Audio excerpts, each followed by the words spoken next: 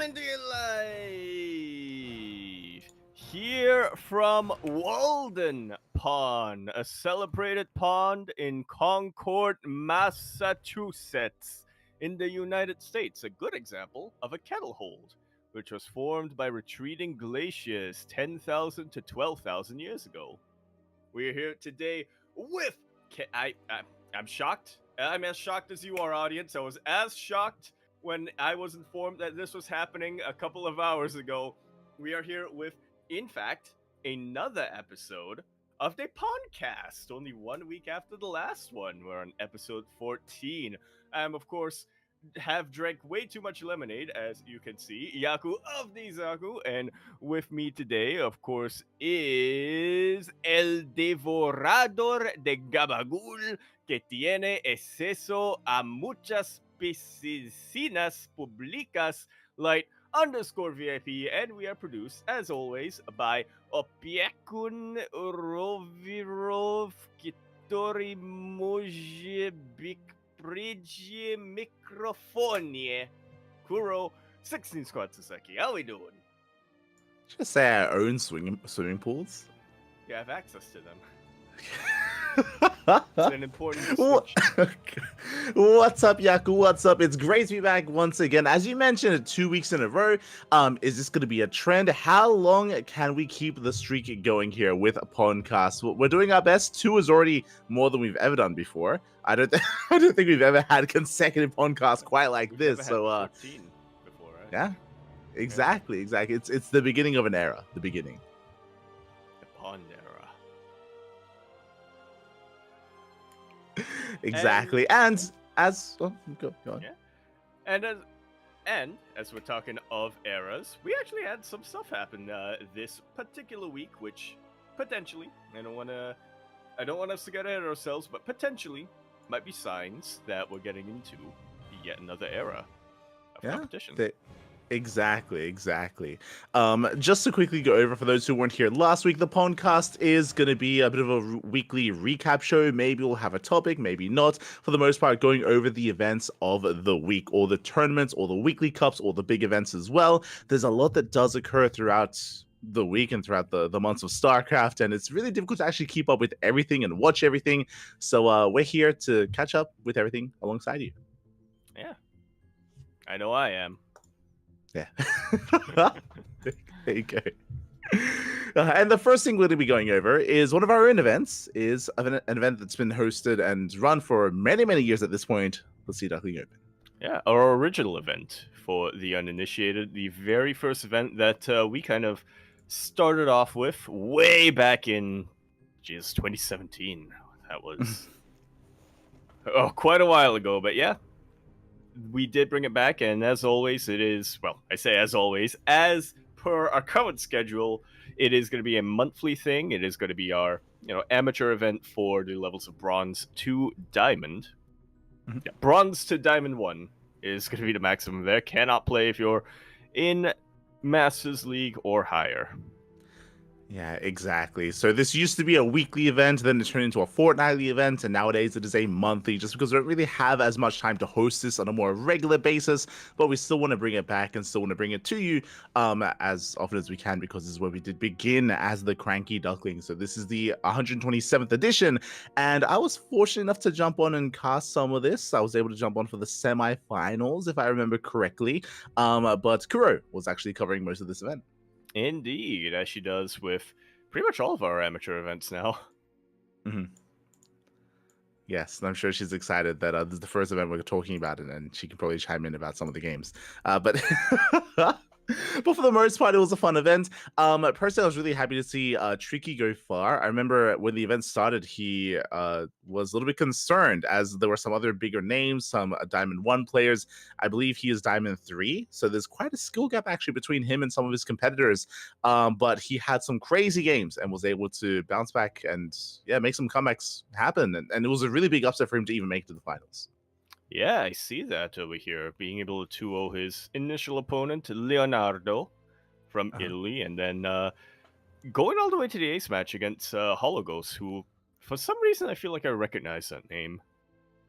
Yeah, you might have. I mean, he has played in I think SDOs I played before, so against. you. Yeah, I think Yeah. I played against them and There lost you go. against them at one point. I think you have competed against him before. So yeah, it Yep. was a really close series. Honestly, Holo Ghost was ahead for most of that series. But Tricky was able to capitalize on some missteps, some mistakes by Holo Ghost. Went to the finals, of course, Interesting. against Samir, and it's also quite fun. Yeah. Did he? What I want to know is, did he live up to his name though? What do Was you he mean by that? tricking? We were very upset, but he was not being tricky for the most part. Well, There you go. There you go. Nothing. Yeah, he wasn't going for any kind of crazy proxies or any crazy builds. It was Samir that was a little bit more chaotic. He competed previously under a different ID, that is Mar. AAR did compete in previous SDOs. And I think it was that's where I last know them. SDO. Yeah, last SDO he was the runner-up, and this time the first champion. Here we go. His first time champion. Yeah, gonna be getting ready to drop another trophy soon. TM potentially. We'll see. We'll see. We'll see. So if you're out Yeah, there always in the nice to chat, see. if you want to, I'll go on. Yeah, I was just gonna say it's always nice to see regulars in our events and seeing them doing well. Oh yeah, for sure, for sure. And again, if you're in the chat, if you do want to compete, if you're between the leagues of bronze and diamond, and if you want to compete in tournaments, then this could be something interesting to you. Again, it is a monthly tournament, so you only have one chance a month to compete, which is a little bit less than ideal, but it's there if you so happen to want to jump in. Yep. Yako? Mm-hmm. Yeah? Yeah. What was going on this day? Where were you? Where was I? Yeah. I was panicking. I was panicking with stuff unrelated. It's all good. It's all good. But Yaku's, for example, a common competitor in these events, and we get the luxury of casting Yaku every now and then. Maybe next time. Maybe next time. I remember way back in 2018, you told me I was gonna win one soon. Yeah. Yeah. Soon. Soon. TM. I stand by that. Oh no. Or no, you didn't tell me. You instructed me to win one soon. Okay. It wasn't. Oh my God. Yeah, I feel like the way I feel like the way I said it, it sounds like it was like what you would call it, encouragement. It was, but it was also a little bit of an order. It was a little bit of a light told me to. I don't remember saying this. This sounds like something that Did I Milk dream would that? say, but It might have been Milk and me crossing the cross wires in my head. it's possible. It's possible. Mom and But dad regardless, in the clan. true. Esther Milk. Regardless, congratulations to Samir. Shout out to Tricky, of course, for the number 2. Shout out to Amalikas Prime for the random raffle, which of course always is rigged. And yeah, it was just a nice, fun event. Is what I have to say. I also True. have a shout out as just as with previous SDO, with this SDO as well, we got a donation from Chance to the Macherino, and that actually made let the semi-finalists also receive some prize. There we go. Yeah, let's go. Yeah, we've gotten some support from the chat from Chans before for SDO, so we always do appreciate it. Chans, he doesn't just donate to this event, but he's also a Patreon as well for the CranKy Ducklings. So very, very passionate fan. Very passionate. Yeah, muchos obliged.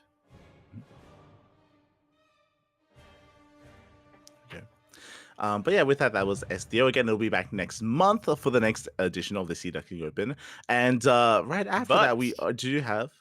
I was going to say, before we get into our next event that we're going to be talking about, but SEO is coming back next month. But if you're an amateur out there and you're still looking to compete in something in the same time as Sea Duckling Open, next week, we're going to have Master Swan Open, which is a little bit more open to the levels of Bronze to Masters 2. Yeah, wait, there he Masters. goes. Yeah.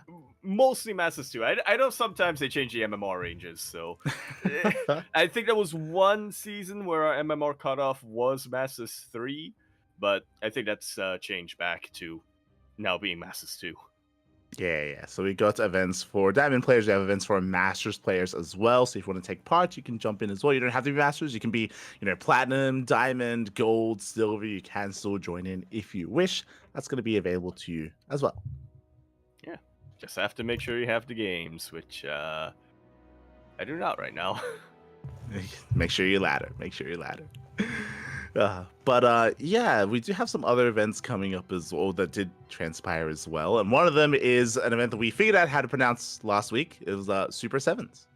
Yes, Super Sevens 9 took place this past week. It was once again the weekly show, well, semi-weekly, usually weekly. Sometimes they do have to sometimes there's something else scheduled, so they do have to delay it a little bit. But yes, the 9th edition of the Super 7, this time PvT between Classic and Ryung. Unfortunately, we started this show a little bit too late. We missed out on Super 7-7. Like that would have been that would have been the one to start on. So it sounds a little bit weird if there's a number in the name and you also have to add number at the end. But yeah, it's of course best of sevens, hence the 7 in the name of the tournament. And yeah, this was a little bit more one-sided here. Unfortunately, we weren't able to. I wasn't able to see this myself. But a shout out to Akon Tistis. Akon was covering this event. It was classic. Yeah. Always nice to see. And yeah, this was a complete 4-0 on the side of Classic. Which I think to most people probably isn't that much of a surprise, but yeah, I always imagine that Ryung has it in him to take at least one map. Yeah. I mean, especially because Ryung recently has been very active. I don't know if you noticed, but he's been streaming a lot on Twitch. Like he's been laddering and streaming pretty consistently. It's been really cool to see Ryung being more and more active. And yeah, I do think that this was more one-sided than I thought it would be. I would have favored Classic regardless in this best of 7, but yeah, a much more dominant showing here at the Classic. Yeah, which is always good to see. I feel like 2024 has not particularly been a great year for Classic. Hasn't really been able to show off as much of what he's capable of. You know, a couple of unfortunate upsets early on in some of these bigger tournaments did mean that we've been seeing a lot less of him. Yeah, I mean, at least it was, at least it was at EWC, of course, kind of similar to the previous year where he was also featured more predominantly at Gamers 8. But yeah, I feel like we have been seeing, especially over the past couple of months, a little bit less of Classic. Some of these events can be quite brutal. And I mean, despite seeing less of him, he's still an amazing player, as we're seeing here. So it's great to see that Classic and many of the other Koreans, of course, are still being quite active. Yeah. Great content as well. Yeah. Yeah, there you go. And speaking of the Korean scene and speaking of being active, we have this week's KSL. Now, the Korean StarCraft League is a bi-weekly tournament. It used to be a weekly, but nowadays it's every 2 weeks. And this was an interesting one as well, just because, I mean, Classic was also featured here alongside many others, and we had some interesting results coming in. Oh, yes. I do recall that this was the start of what we have kind of come to name the Week of Byun. This is where it started. Exactly. The KSL, this is where it all began. Now, fun fact, there was an interesting story regarding this KSL. I recommend the VOD if you guys missed out on it. We had some amazing players, of course, some regulars, and we got to see Gumiho for the first time in a long time. Gumiho often doesn't really play too often in KSL, and he did well for himself. Despite Classic taking down Ryung 4-0, Gumiho was able to bring down Classic 2-0. Yeah. Did you manage to get into those games, or no? Well, that would have been spicy. Gumiho not only has a very unique style of TVP, but also I feel like this year in particular, with just how often he's faced off against Showtime, I feel like he's starting to really hone himself in the matchup. Oh yeah, he's a very stylistic player in TVP. I mean, does often play mech when no one else does as well, which is crazy in the matchup. So it's so hard to practice against Gumiho without playing against Gumiho as well. So yeah, he had a good performance, did get knocked out in the semifinals. But the fun story that occurred here, and you may look at the finals results and be like, that's kind of crazy. Beyond 3-0ing Dark. I mean, we've seen him bring down Dark before, but that one-sidedly. I think actually if you go to the information, it doesn't tell the full story either. There's like a little like Wikipedia note on it. So what happened was, as we were getting ready for the finals, Dark's internet cut out. He pulled a bit of a light VIP. His internet cut out, and it did not return. So we we went on a break. I think it took like between 10 and 15 minutes, and Dark actually got his setup ready, and he raced over to a nearby PC cafe and set up there and played the finals from a PC cafe. It was crazy. It was crazy. That explains so much. Yeah, Put on pants. He did. He had to. He had to put some pants on. He had to put on some clothes. He had to go outside like an animal and run across the street to the nearest PC cafe. The finals did eventually get going, but because it did take quite some time, and I guess to give a bit of a leeway to the player that did have to wait as well. Bjorn was given a 1-0 advantage just because of how long it took for the finals to get going. Eventually it did, and she did get going. But during the finals, it was very clear that Dark was not playing at 100%. From my understanding, it's also possible that Dark wasn't playing with his regular peripherals, with his regular keyboard or mouse. Yeah, exactly. And I think even mid-series he was saying how like he can't do this. Like it's not just even that, but like obviously there's like people around him, like you're in a public place, a public area, like it's just not your regular setup that you would have at home or even on a stage. Yeah, at home on a stage. I mean, yeah, even if we're looking at things like the earlier stages of the open brackets of an offline tournament where it is a similar setup, you have all these PCs set up next to each other and the players like get assigned to one and they play out their matches, etc. That's still somewhat limited, right? That's still it's not quite the same as a complete public open place where people are no doubt eating right next to you. Yeah, and not just that, right? Other. Yeah, when it comes to those offline events, you have time ahead of time to set everything up, to get some practice games going, like to get used to the setup that you have. There, Dark, he just booted on up and just quickly get everything sorted and quickly like mess with some hotkeys and then just jumped in. And yeah, very clearly it was not the Dark that we're used to seeing, unfortunately. So it was a bit of a bittersweet way to end the tournament, just because Dark was looking so good against Gumiho beforehand, Bjorn was looking so good against Shin, and the finals was a little bit lackluster because of that.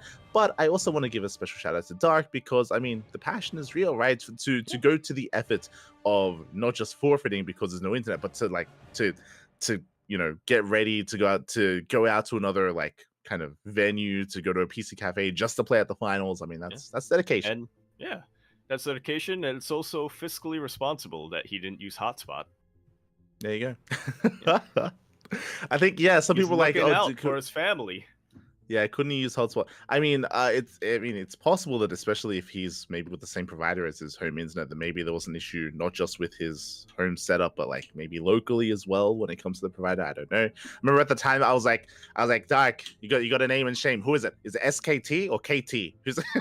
Who is at fault here? Who is the provider at fault? Is there a third one now? There might be. There probably is. But unfortunately, that is how the case ended. Okay. I was gonna go full on like conspiracy brain, because if you'll recall, Dark was at one point the ace player for SKT back in Pro League. True, you're not wrong. You're not wrong. So you're saying that maybe after all these years they have it out for him. Maybe it's like a regular thing. We don't know this, but. It was years ago during Pro League. There was a plan devised by KT to shut down Dark's internet to kind of prevent him from playing in Pro League, even though Pro League was played offline and in a studio venue. But you know what? They have never gotten over it. They've never gotten over that one time that they were beat by SK Telecom. So what did they do? They got together. They decided we're gonna shut down the player's internet, but then they forgot about it until a couple of days ago, and they were like, "Oh, are we still doing that? Might as well." I believe it. I believe it. The KT the KT management, they hold a grudge. 100%, they do hold a grudge, and that is known, especially against Dark Kappa.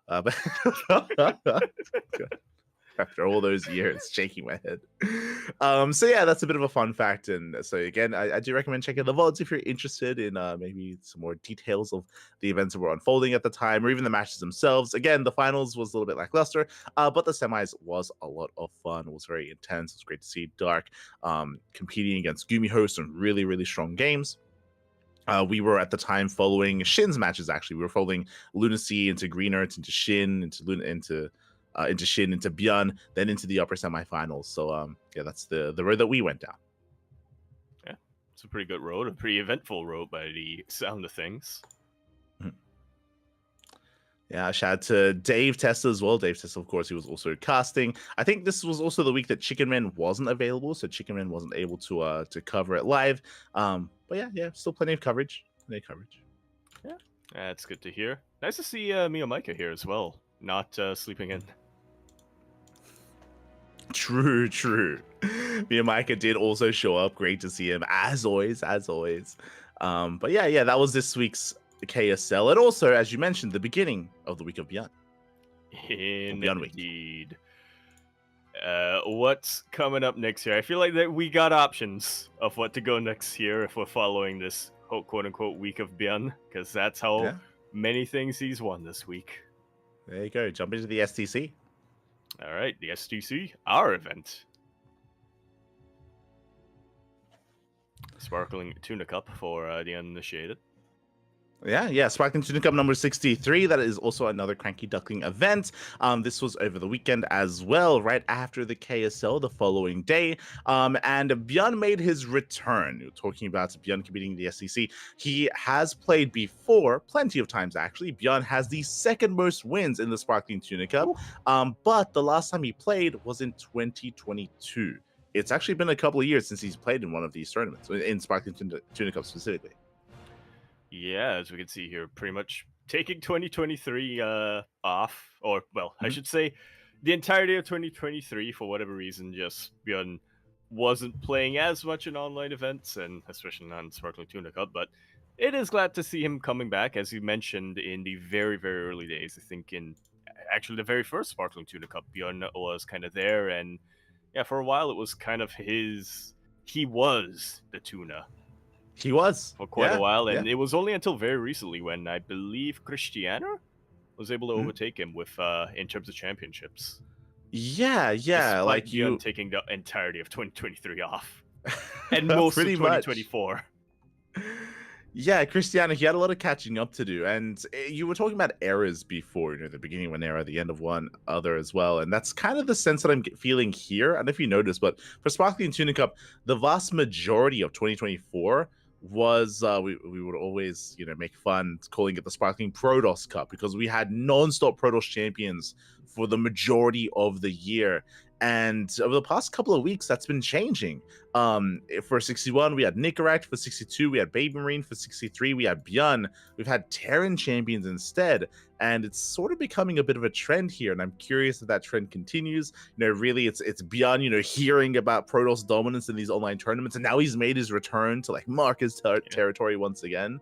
I don't know what it is. Ryung. Exactly. He heard about the Classic series. Yeah. There you go. It all makes sense. We were wondering what sparked Byeon coming back to the scene and coming back to all these online tournaments.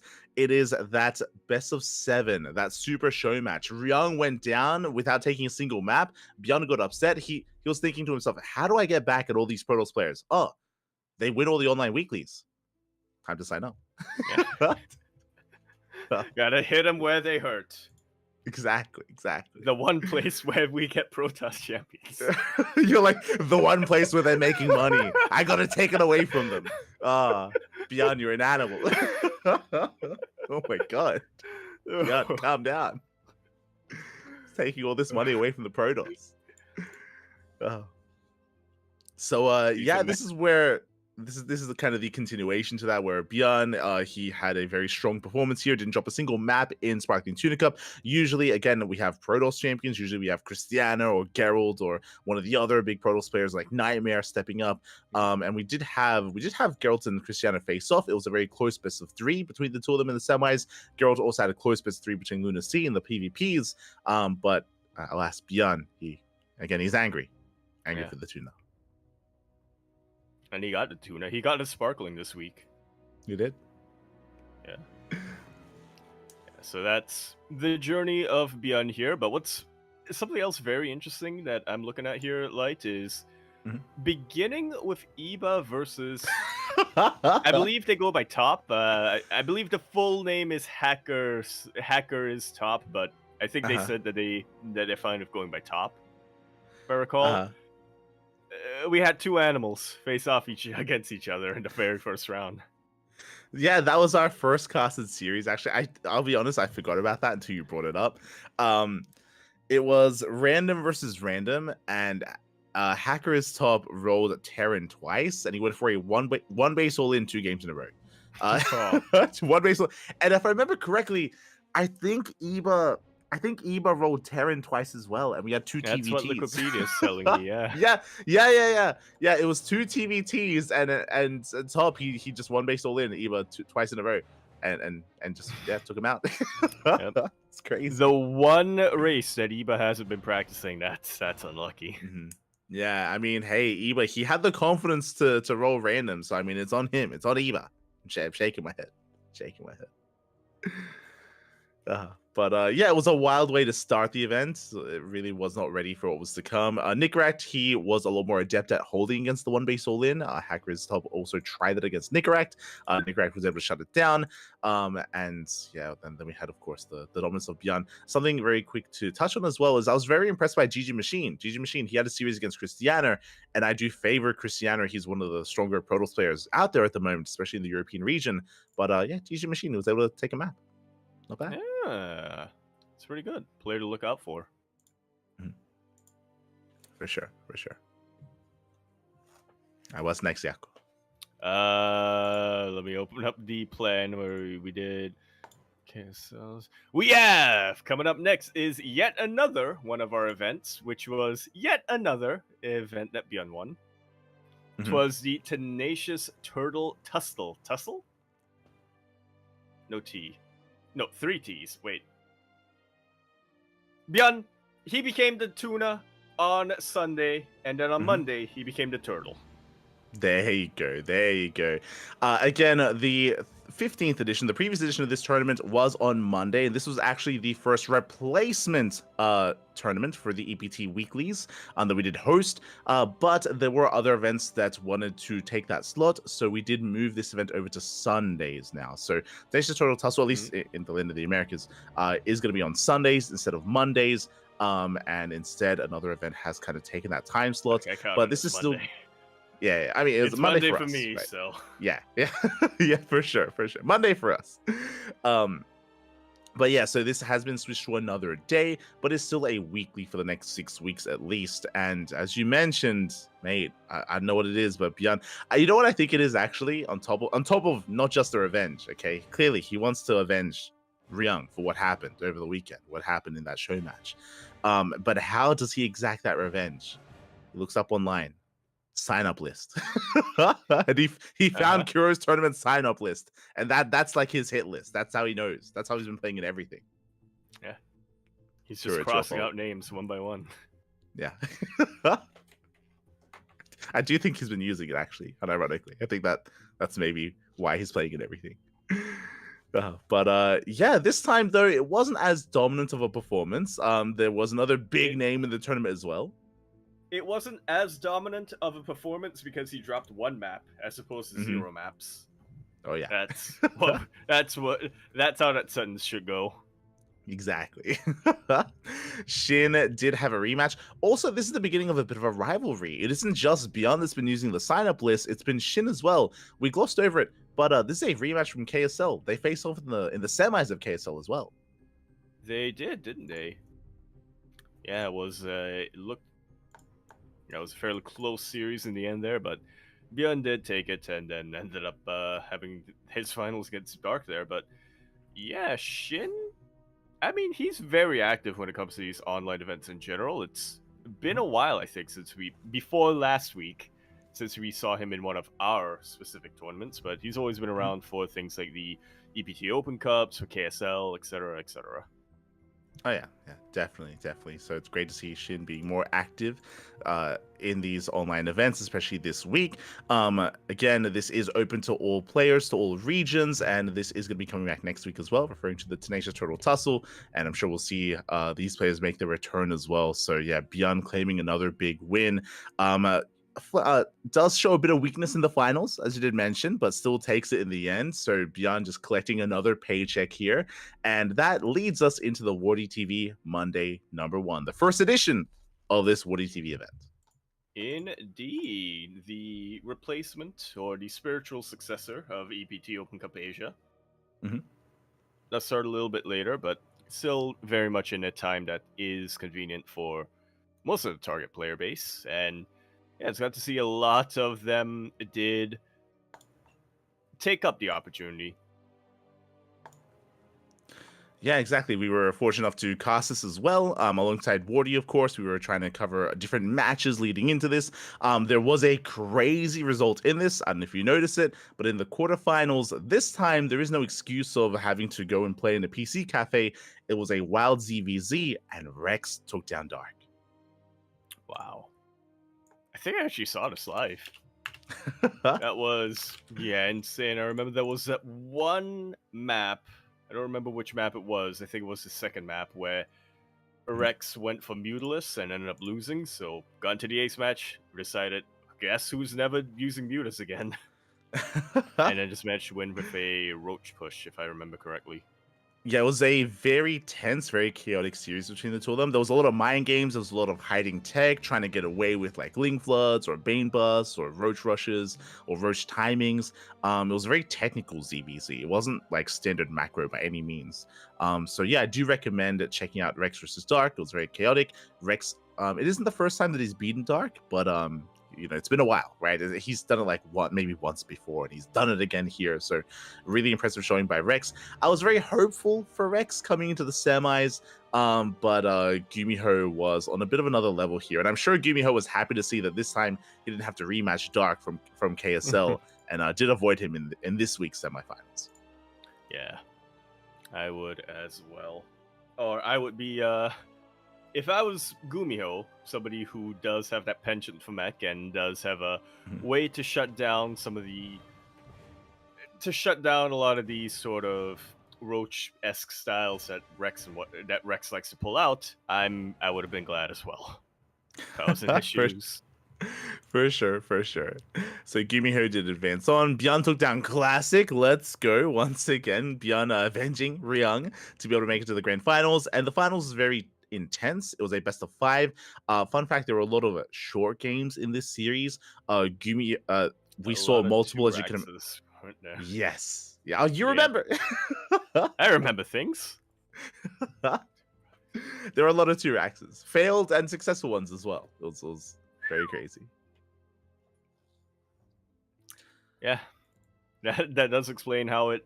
That does kind of explain how it got that close. My memory is faulty, but and you'll have to correct me, Light. And in fact, you'll have to, but I might not be receptive to listening to you. But in my mind, in my memory, Bjorn just did 2 racks 5 games in a row. That's not what happened, but what was crazy was. Yeah, there was a game where Bjorn proxy 2-axed and it failed, and there was also a game where Gumiho proxy 2-axed and it succeeded. Like Gumiho was able to kind of like out Bjorn with Reaper control, which was very impressive. But yeah, we did have a lot of chaotic, kind of intense games that ended in the early game or early to mid game. I think there was one like longer kind of macro game between the two of them, and it did barely go the way of Bjorn. But it was a very close series. I mean, as you can see here, it went all the way to the ace match. Some of those games weren't particularly close, but that was mostly just because, a gambit didn't pay off. Or did pay off. Yeah, depending on how you look at it. So yeah, Bjarni takes another win here. Again, winning Nations Royal Tussle, Sparkling Tuna Cup, KSL, and now the Wardy TV Monday as well. That leads us into the replacement European Weekly, the Kalaris Steadfast Roddy Cup.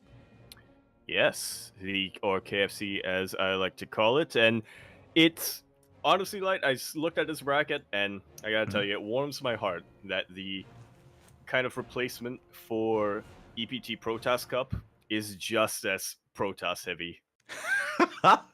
It's almost purely green. Yes, there's a lot of Protoss in the bracket. But I mean, Europe is a region that is dominated, at least quantity-wise, by Protoss, and there's a lot of Protoss here as well. And surprisingly, and I do want to say that maybe Bjorn bit off a little bit more than he could chew, playing in so many tournaments consecutively. This was like all these events happened in the course of like 2 to 3 days. So Bjorn was just on that grind set. On top of that, I'm pretty sure this event does favor the European server. So Bjorn had a little bit going against him here. Regardless, though, that is a big win for Shameless. Yeah, without a doubt. I actually had a really good result getting to those finals as well. Obviously beating Bjorn is huge, but also beating Mixu, I would say, is a pretty impressive result for anyone. Mixu is that heir apparent to Serral. I choose to declare him. No, he's the Finnish Miomaika, I think, is what a couple of people have said. And by a couple of people, I mean me, when I found out that Mixu practices with Miomaika. There you go. There you go. Yeah, definitely. Like, it was very impressive here at the Shameless. I mean, if you're a fan or if you watch the CranKy Ducklings, then you would know that we always hype up Shameless whenever we can. Shameless is a rising star in the European region. He's been getting better and better results over the past year. And yeah, this is another one of those big results here where he defeats Bjorn of all players, makes it all the way to the grand finals, does lose to does lose to Max Pax, but I mean, it's Max Pax is kind of the dominant force in the European online cups, so it's always difficult going up against him. Yeah, Max Pax, who didn't drop a single map in this bracket, so I can't really hold it against Shameless, can you? Definitely not. And we don't want to take away from Shameless's accomplishments from making it to those finals as well. And yeah, it's just been really cool to see Shameless's growth over the past 10-ish months at this point. Okay. Yeah. I thought you were going to say 9-10 years. So I was like, hold on. I'm pretty sure he started competing after that. Or it was more recently since Shameless started competing. For sure. So yeah, really impressive. And Shameless is always one to keep an eye on in these online tournament brackets. I mean, he was also active in our own tournaments as well, as he usually is. So yeah, if you're out there, if you're maybe looking for some new kind of or up and coming players and some newer faces on the scene and some rising stars, and Shameless is one to keep an eye on in these tournaments. Yeah, I do have to agree with you there. But unfortunately, the morning after that took place. Unfortunately, Bjorn did end up getting his revenge on Shameless, taking him out in the semifinals of the Ursasaurus Cup. There you go. Yes, the Ursasaurus Cup. This is the event that we did, of course, make way for. We did move the Nations Royal Tussle over to Sundays, and now this event takes the America's Weekly Open Cup slot instead. So yeah, shout out to Ursa TV and Stegosaurus for sponsoring and hosting the event. We, of course, did take part when it comes to covering it and casting it as well. And when it comes to this event, I'll be honest, looking at the brackets, I was like, yo, are we going to see Bjorn versus Shin again? And is Bjorn just going to win another weekly? And he almost did. He came close. Yeah. Very, very much so. And I'll be honest. Go on. Yeah, I was just going to say, I was only able to catch one map in this entire tournament. It was Bjorn versus Shin on Post-Youth. And I gotta say, I think I was as surprised as everyone else when we saw the GG and the name that flashed up was Shin and not Bjorn. Yeah, Post Youth was crazy. I remember Post Youth was a game where Bjorn was like going for a 17-minute all in, like like he was all in for most. Oh, sorry, my that was Side Delta. My apologies. Side Delta was when he was just all in for the entire game. Oh, Post Youth was a wild one as well. Like it was a very intense series between both Bjorn and Shin. Great to see them. I mean, Shin gets his I mean revenge, that. right? We Yeah, mentioned before that Shin did lose to Bjorn in 2 weeklies this week. yeah. And in a way, we'll see if this continues. But in a way, that kind of felt like a bit of the finale Mhm. of the Beyond era,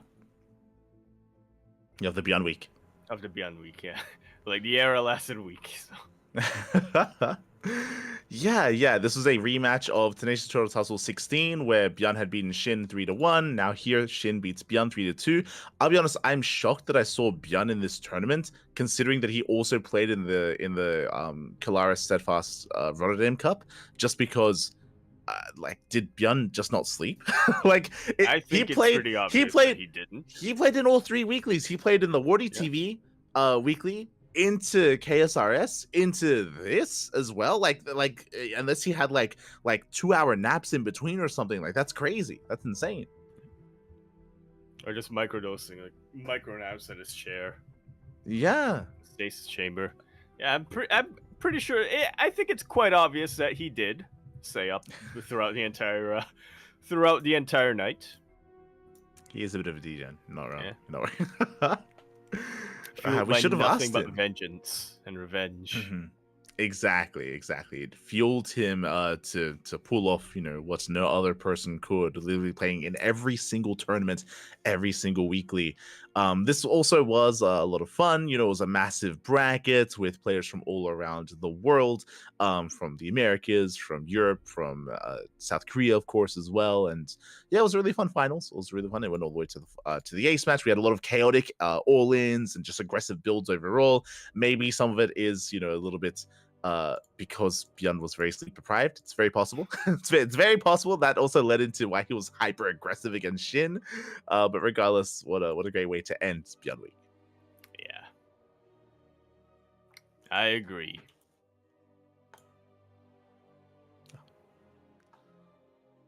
Yeah, and with that gets into the rest of our weeklies. But also, yeah, it's really interesting to see which players did turn up and which didn't. Just quickly going over all the replacement weeklies, it did feel very kind of like Bjorn and Shin dominance. They were playing in almost everything. Not just them. I mean, we had Dark popping in, we had Gumiho popping in, but yeah, there are some players that were absent for this, and I guess a big part of that actually would be because a lot of players are traveling. We'll get into that later on, but because of the event that was happening in Bulgaria, players like, I don't know, your Showtimes or your Clems, some of these other big names otherwise wouldn't have been available.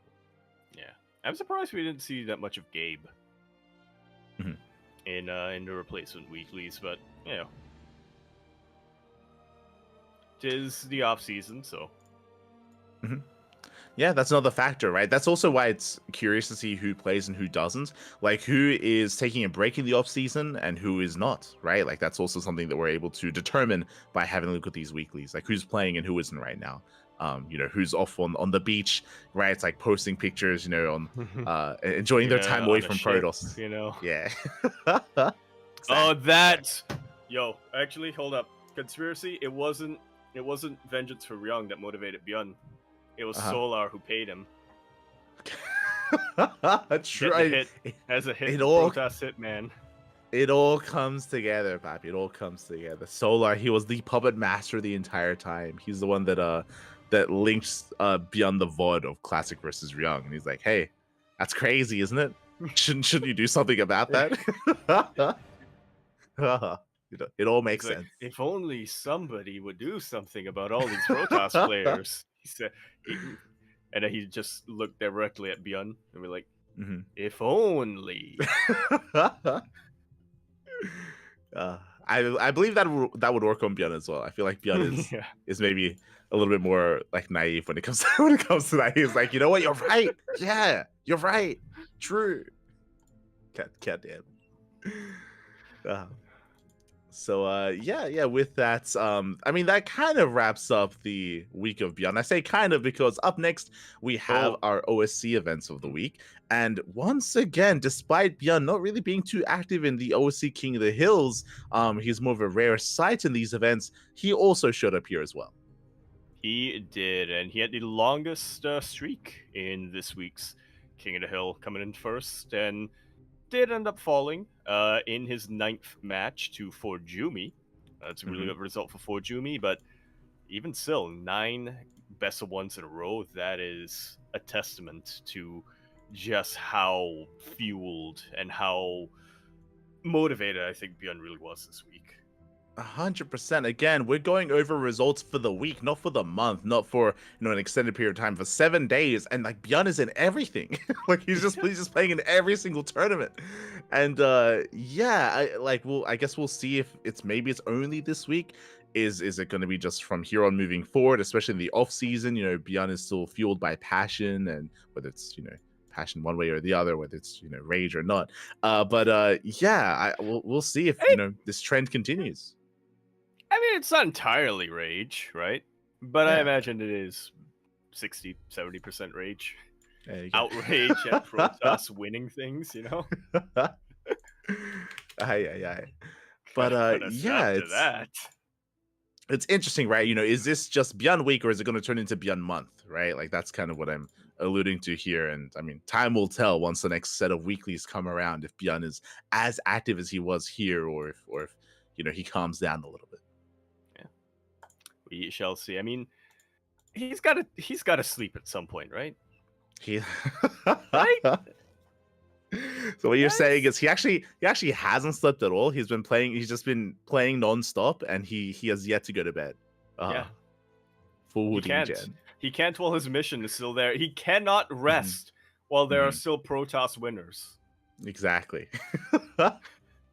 And really, this reignited that fuel because it was a Protoss that knocked him down. Exactly. Not just any Protoss. You mentioned it, Forjumi, and I want to put a pin on this a little bit here.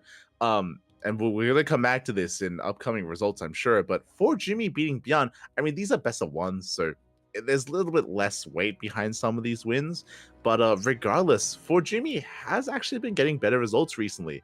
In my mind, at least, Forjumi, he streams very often. He's a streamer. I think he's even streaming right now. But in my mind, he's been. Rate him. Yeah, we might have to. It's true. Might have to rate him after this if he's still streaming.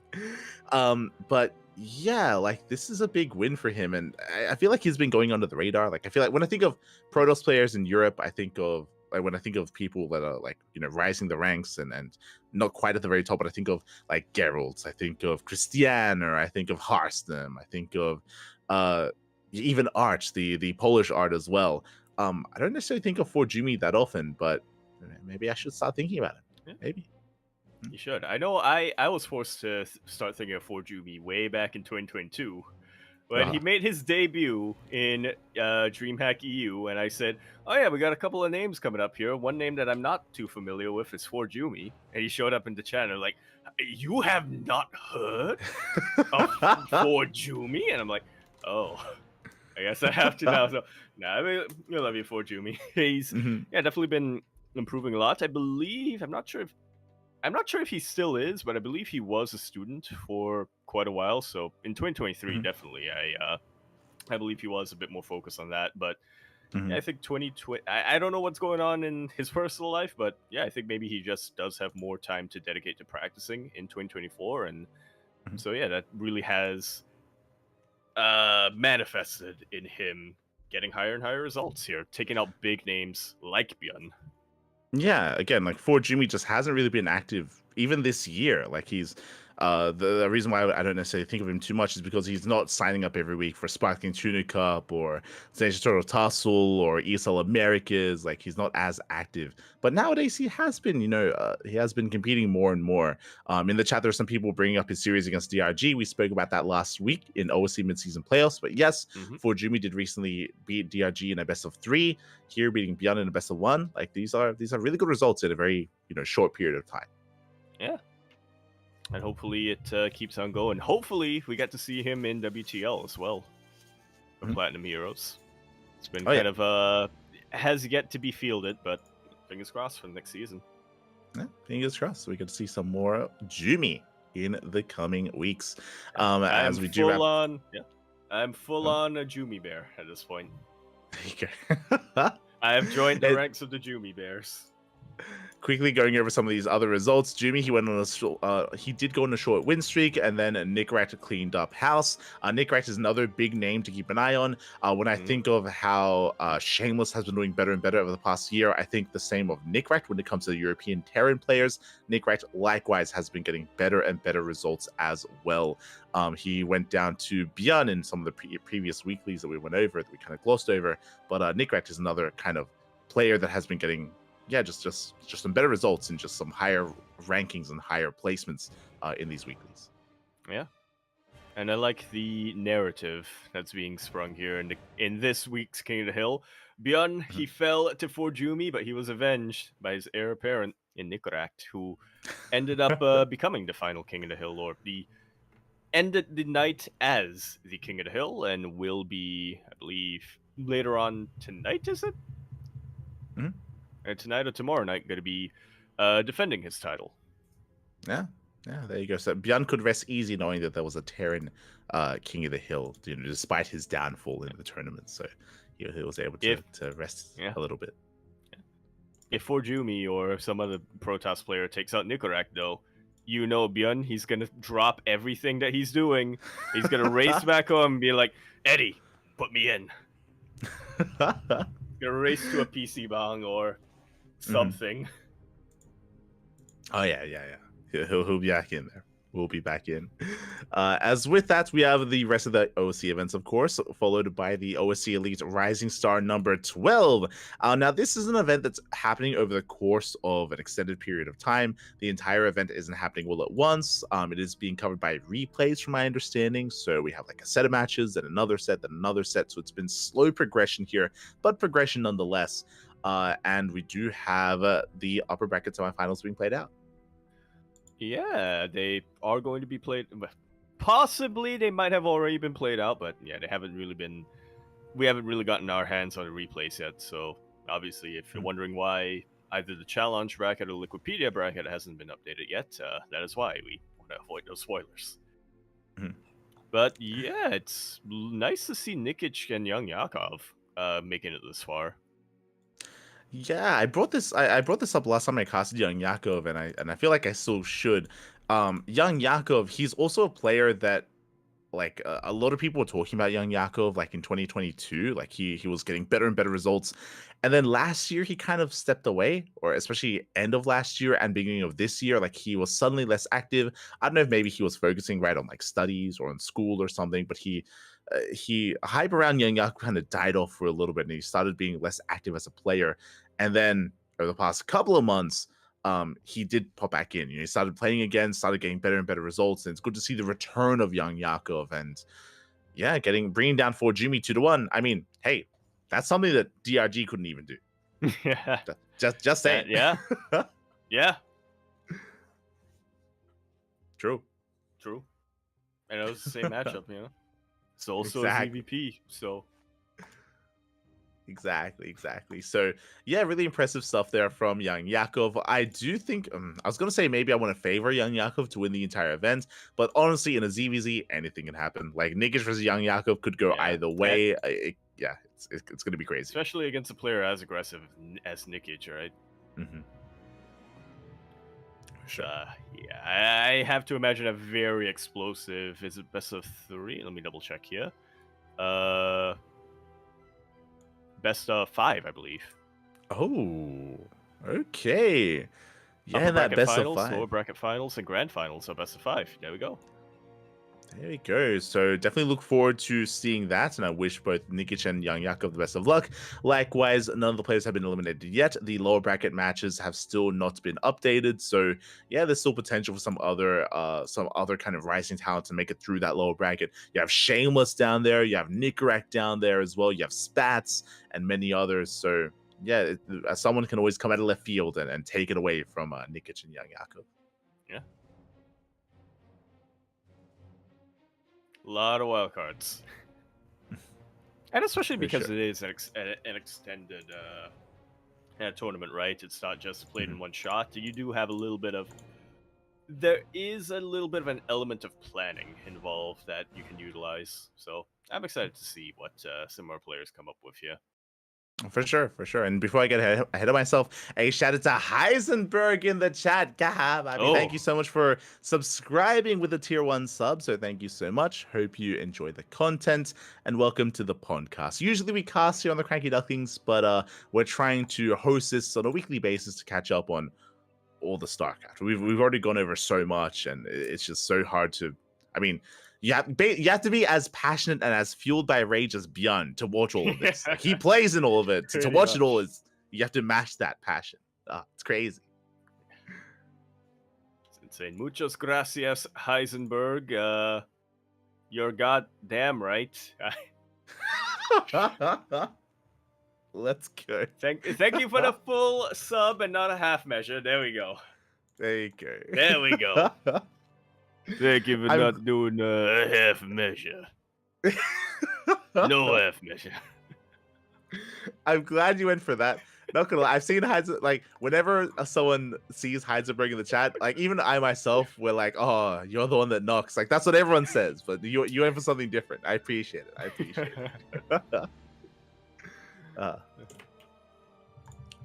Yeah, with that, we have ding, the. ding, ding. Too much. But with that, we have the final OC events here of the week. We have the OC mid-season playoffs. We did cover week 1 last week, and we were also casting week number 2 as well. And we did cover 7 best of 3s. A lot of matches were held, and it's still the early rounds, but you thought the Rising Star Cup would take a while. From my understanding, every single match is going to be casted. The bracket is so massive. I'm pretty sure it's going to take like 2 months to cast this whole tournament. It's going to take a while. Oh yeah, it's. Like Probably it's been 2 weeks, and the first round isn't even fully done. Exactly. It's like think about how many players have to play out their matches, and then think about how we have to go through them one by one as well. Mm-hmm. It's gonna be quite a while. Oh yeah. So it's going to be a very extended broadcast of this tournament. But alas, we had some good series. This is also the event where, of course, Fujumi did bring down DRG. But on top of that, we had some other fun matches with Spirit and Future, with Baby Marine and Jomek. We were able to feature some mirror matchups, some other matchups as well. But as I just mentioned, there's still some round one matches that have yet to be played out, like Milky versus Demi, for example, Milky Cow versus Demi, Geralt versus Spats, Skillis versus Night Phoenix. There's still a lot of matches to come. Oh yeah, and it's double elimination, so. Mm-hmm. Yes, exactly. So there's still a lower bracket as well to go over. Some of the matches that were really fun was Chain versus Eba was interesting, just because I don't think they've ever played before. It's two very distinct different regions colliding. What's the matchup? Hang on, that's what we need to know. Was it ZVZ or was it ZVZ? I was curious. It was ZVZ. Eba did not play random. Nice. He did not off race.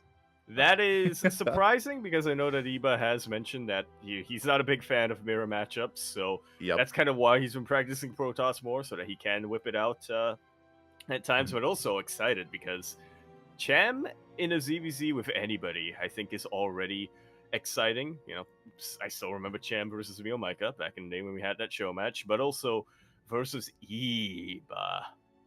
How chaotic did that end up being? It was very it was very chaotic. There was some 2-base muta play, there was some roach timings and all-ins, there was a little link bane aggression as well. It was very back and forth. In the end, Cham did take it, but it was still a very close series nonetheless. Likewise, we had Homeowner versus Art. You can imagine how that series progressed. A lot of 2-base all-ins out of Homeowner. A lot of yeah. Very what he does honorable. best. Yeah. A lot of boy pushes. Oh yeah. You think he's gonna expand? Sometimes Homeowner will throw down a third CC, but he'll still pull the boys. Like that's how crazy he is. It's like that third CC is there to produce more boys that he can Yeah. later pull. Exactly. Big brain. Another big result was Nightmare versus Young Yakov. Nightmare did win, but hey, we were going over Young Yakov's results earlier. For Young Yakov to take a game and force the ace match out of Nightmare was also a big result for him. So yeah, some really nice series did occur during the midseason playoffs. I'll have to keep our eyes peeled as the bracket progresses. Going to be furiously refreshing. Yes. The bracket myself. It's definitely going to be slow going for the tournament and slow going for the bracket, but we'll try to keep you updated every week. We'll do our best. Next week we'll have a couple of matches, ideally. Yeah. At least two. I'm hoping. At least two. Once again, to reiterate, we did cast the first 2 days so far of OC mid-season playoffs, but it's very likely that it's going to be handed over to like Wardy or Chicken Man or some of the other community casters. OC do love to spread the love and to give the opportunity to other casters to cover the event. Yeah, because otherwise, man, we would. I don't want to say we go insane, but more so than we are now. Yeah, he definitely spreads the loves and kind of spreads the load when it comes to going over the mid-season playoffs. So gotta spread them loads. So yeah, everywhere. And on that note, I just say share the load, but yeah, you know what I mean. Yeah. Oh, God. But from there, we can head over to some of these more regional events. Another event that we did cover here on the CranKy Ducklings, covered almost everything. It was your bi-weekly Brazilian tournaments, Code for Giants Cup. Indeed. The 10th one happened about a week ago, this time with a familiar face, somebody who has been around for a very long time in the Brazilian region, and somebody near and dear to our hearts. Eric, our very own Mighty Duck himself, taking the W in the end. Let's go, Eric. He came back. He was missing in the previous edition of Code for Giants Cup. He did not participate. I think he competed in number 8. Yeah, he competed back in number 8 instead and went down to Master in the grand finals. But Eric did reprise his role. He was looking dominant here. Even in the finals, Eric was looking very much so in form. It was a very short finals, as you can imagine. There were a lot of like 12 pools and crazy builds and all-ins. Like Eric is a very chaotic player, but he's always a lot of fun to watch. Yeah. He is the originator of the 13 pool. Well, not 13. 15-14. Yeah. There we go. Yeah, Eric, he always comes up with his own kind of builds, his own play styles as well. Something that was interesting to me, though, is his opponent. Nano, aka Shakti, he retired. He retired and he was gone for a very, very long time. And I was a little bit afraid that maybe we'd seen the last of him, that maybe we wouldn't see Nano anymore or Shakti anymore. Yeah, we mentioned it a little bit last week as he did Nano, formerly known as Shakti, did win the previous Code for Giants, number 9, and that surprised us when we saw that result, and we thought, oh, he's coming, is this just a one-off thing, or is he actually potentially coming out for retirement? And the answer is, we still don't know. But it does seem like he is being a little bit more active in these weekly cups, so whether or not he's going to be, coming out of retirement and competing in sort of the bigger regional stuff is to be seen, to be determined, but yeah, it is nice to see that he did come back for at least 2 of the Code for Giants Cups in a row. Exactly. I'm like tentatively excited for the return of Shakti.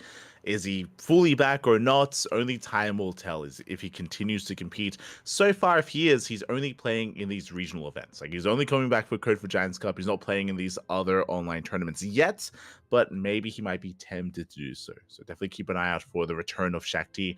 Also, I can confirm as well that his ID is Shakti. The reason why it's still Nano on Wikipedia is because it was Shakti, then he switched it back to Nano, then he switched it back to Shakti. I think the people at Wikipedia got tired because they're like, you can't just keep switching back and forth. Yeah. Or at least pull a Wayne. Otherwise known as Radata, otherwise known as Vanya. Exactly.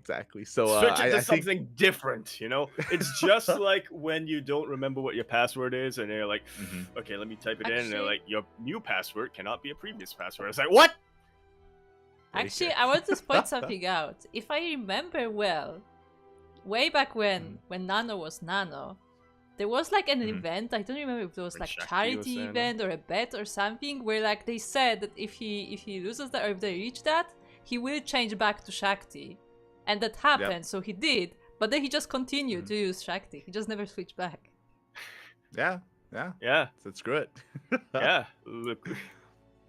So what you're saying is we need him to make another bet with someone There you go. to There you change go. to where do you go from Shakti to Nano to Proton? I don't know. What is a Shakti? I know Shakti, I believe it's from a video Shakti game. is. I was Not gonna to say be it's a pretty confused with common, the. it's a pretty common Indian name. Okay. There you So. go. There you go. And I also He know I did- think there is a Star Wars character called spelt differently, Yeah, Shakti, but it's not how Shakti is spelt. Yeah, he did let us know that it was from a video. I can't remember which video game, but it was from a video game when he was young. That's where it came from. But regardless, he did well in this event. He 2-0'd Master, who for a while I would have said was the best Protoss in Latin America. But with Shakti bringing down Master, with Parker Mike retiring, I think at this point I would be comfortable saying that Shakti is now the best Protoss in Latin America. He has kind of reclaimed that title, despite not being back for too long. It's crazy. Yeah. I have to see if anything changes in the next coat for Giants, or if there's another, if there's another, say, American StarCraft League or Star Cup, or what was it called? Or if there's another Latin American tournament. Is what I'm getting at. But yeah, for now, I don't think too many people would really argue with you or contest the fact that, as of today, Shakti is the best Protoss player in Latin America. Oh yeah, and if you maybe haven't tuned into this live, you want to tune into some of the VODs, I do recommend checking out Sleepy versus Yan. Went all the way to the ace match, but that was a very close, very intense back and forth ZVT. It was very scrappy, and it was just what you want out of ZVT when it comes to Bayer versus Ling Bane and just like intense fights that could go either way. At least in my mind, it was the highlight of the night and did go very often into the mid to late game.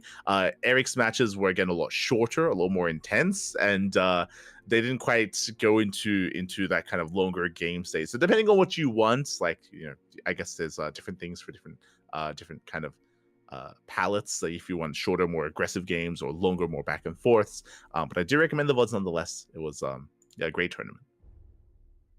Yeah.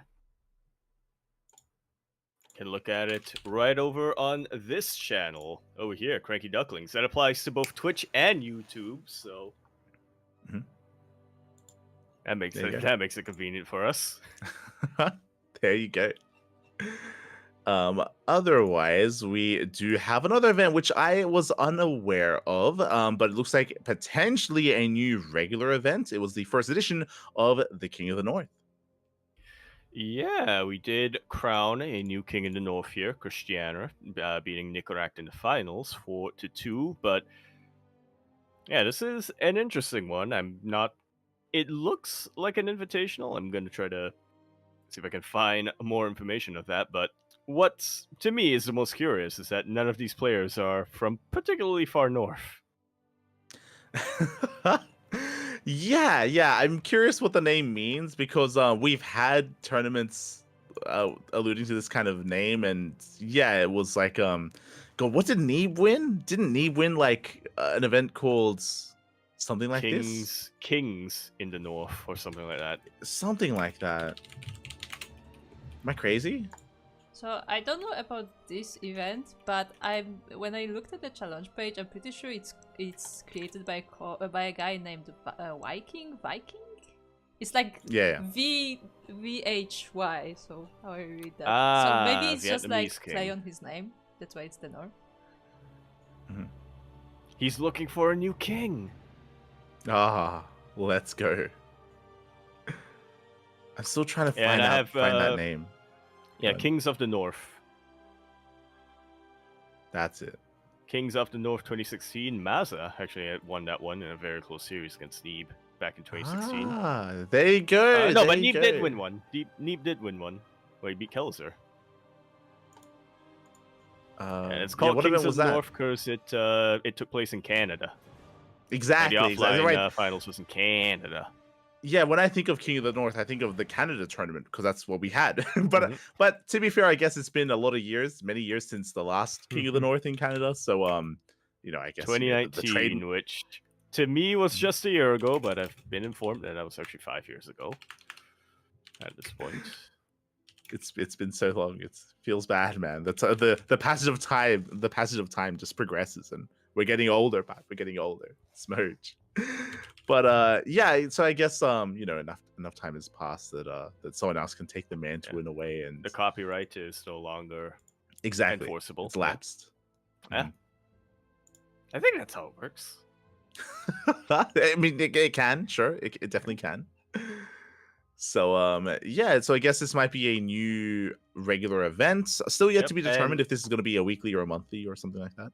Yeah, and I have to correct myself. It was not an invitational. It looks like it was just about open. It just an open bracket, although it does say that for this tournament you should be at least high masters, ideally.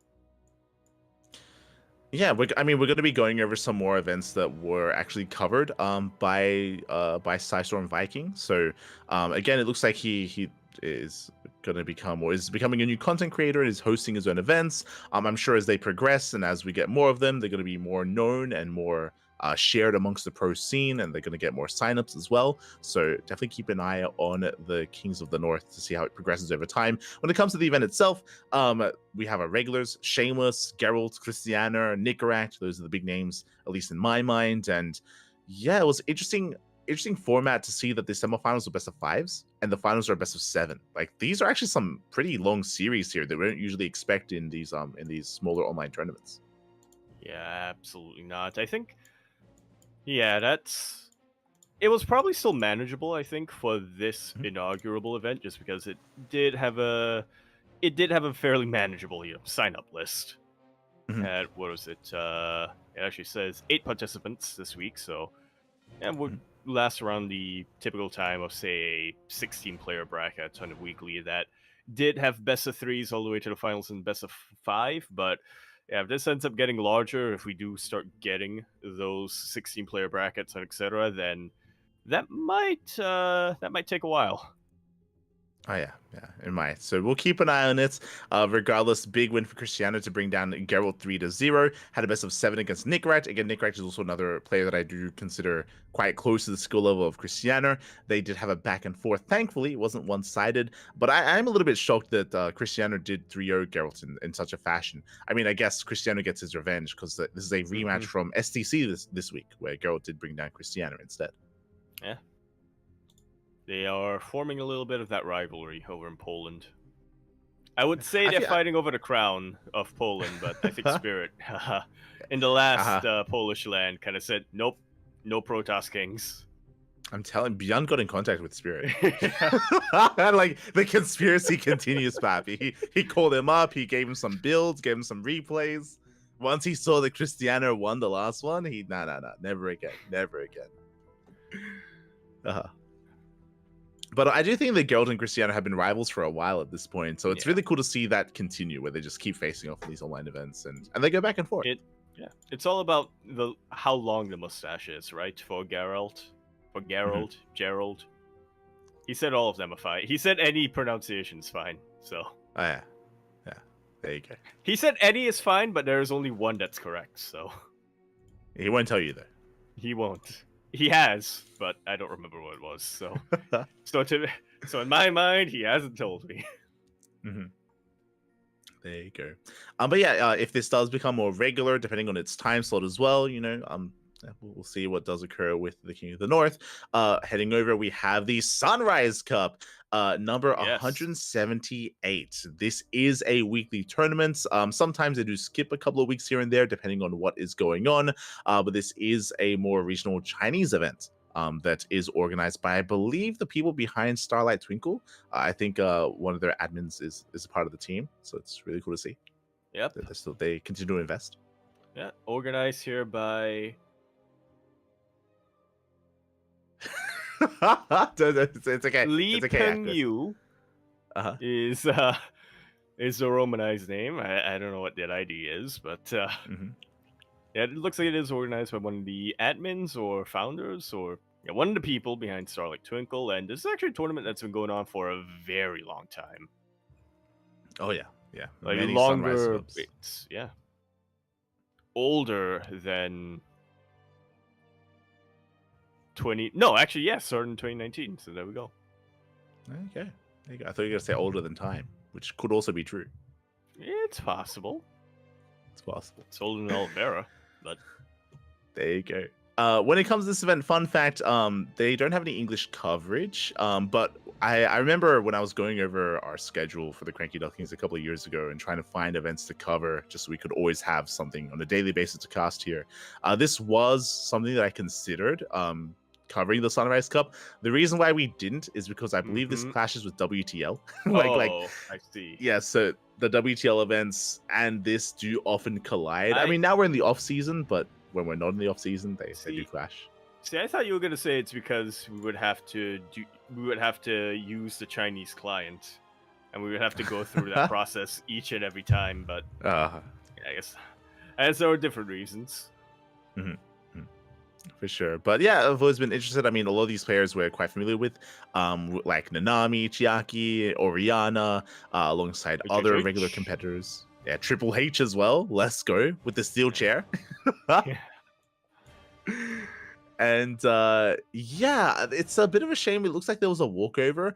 Honestly, I feel like Nanami versus Oriana would have been a close series, would have been a lot of fun, but it looks like something did occur. Yeah, that is finals potential, if you ask me. But unfortunately, it did look like Oriana had to give it up, or just give up the series.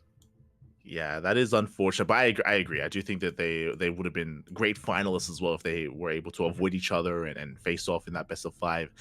In the end, Nanami did take it, so congratulations to Nanami. And yeah, hopefully next time we're able to see Oriana and Nanami face off, and hopefully next time there is no issues here. Best of 7 or best of 5. Well, best of 7 as well, but realistically, it's probably more of a best of 5. For sure. So hopefully next time they can face off. Meanwhile, we do have our next event, a very interesting event. It is the Platinum Hyper Cup number 8.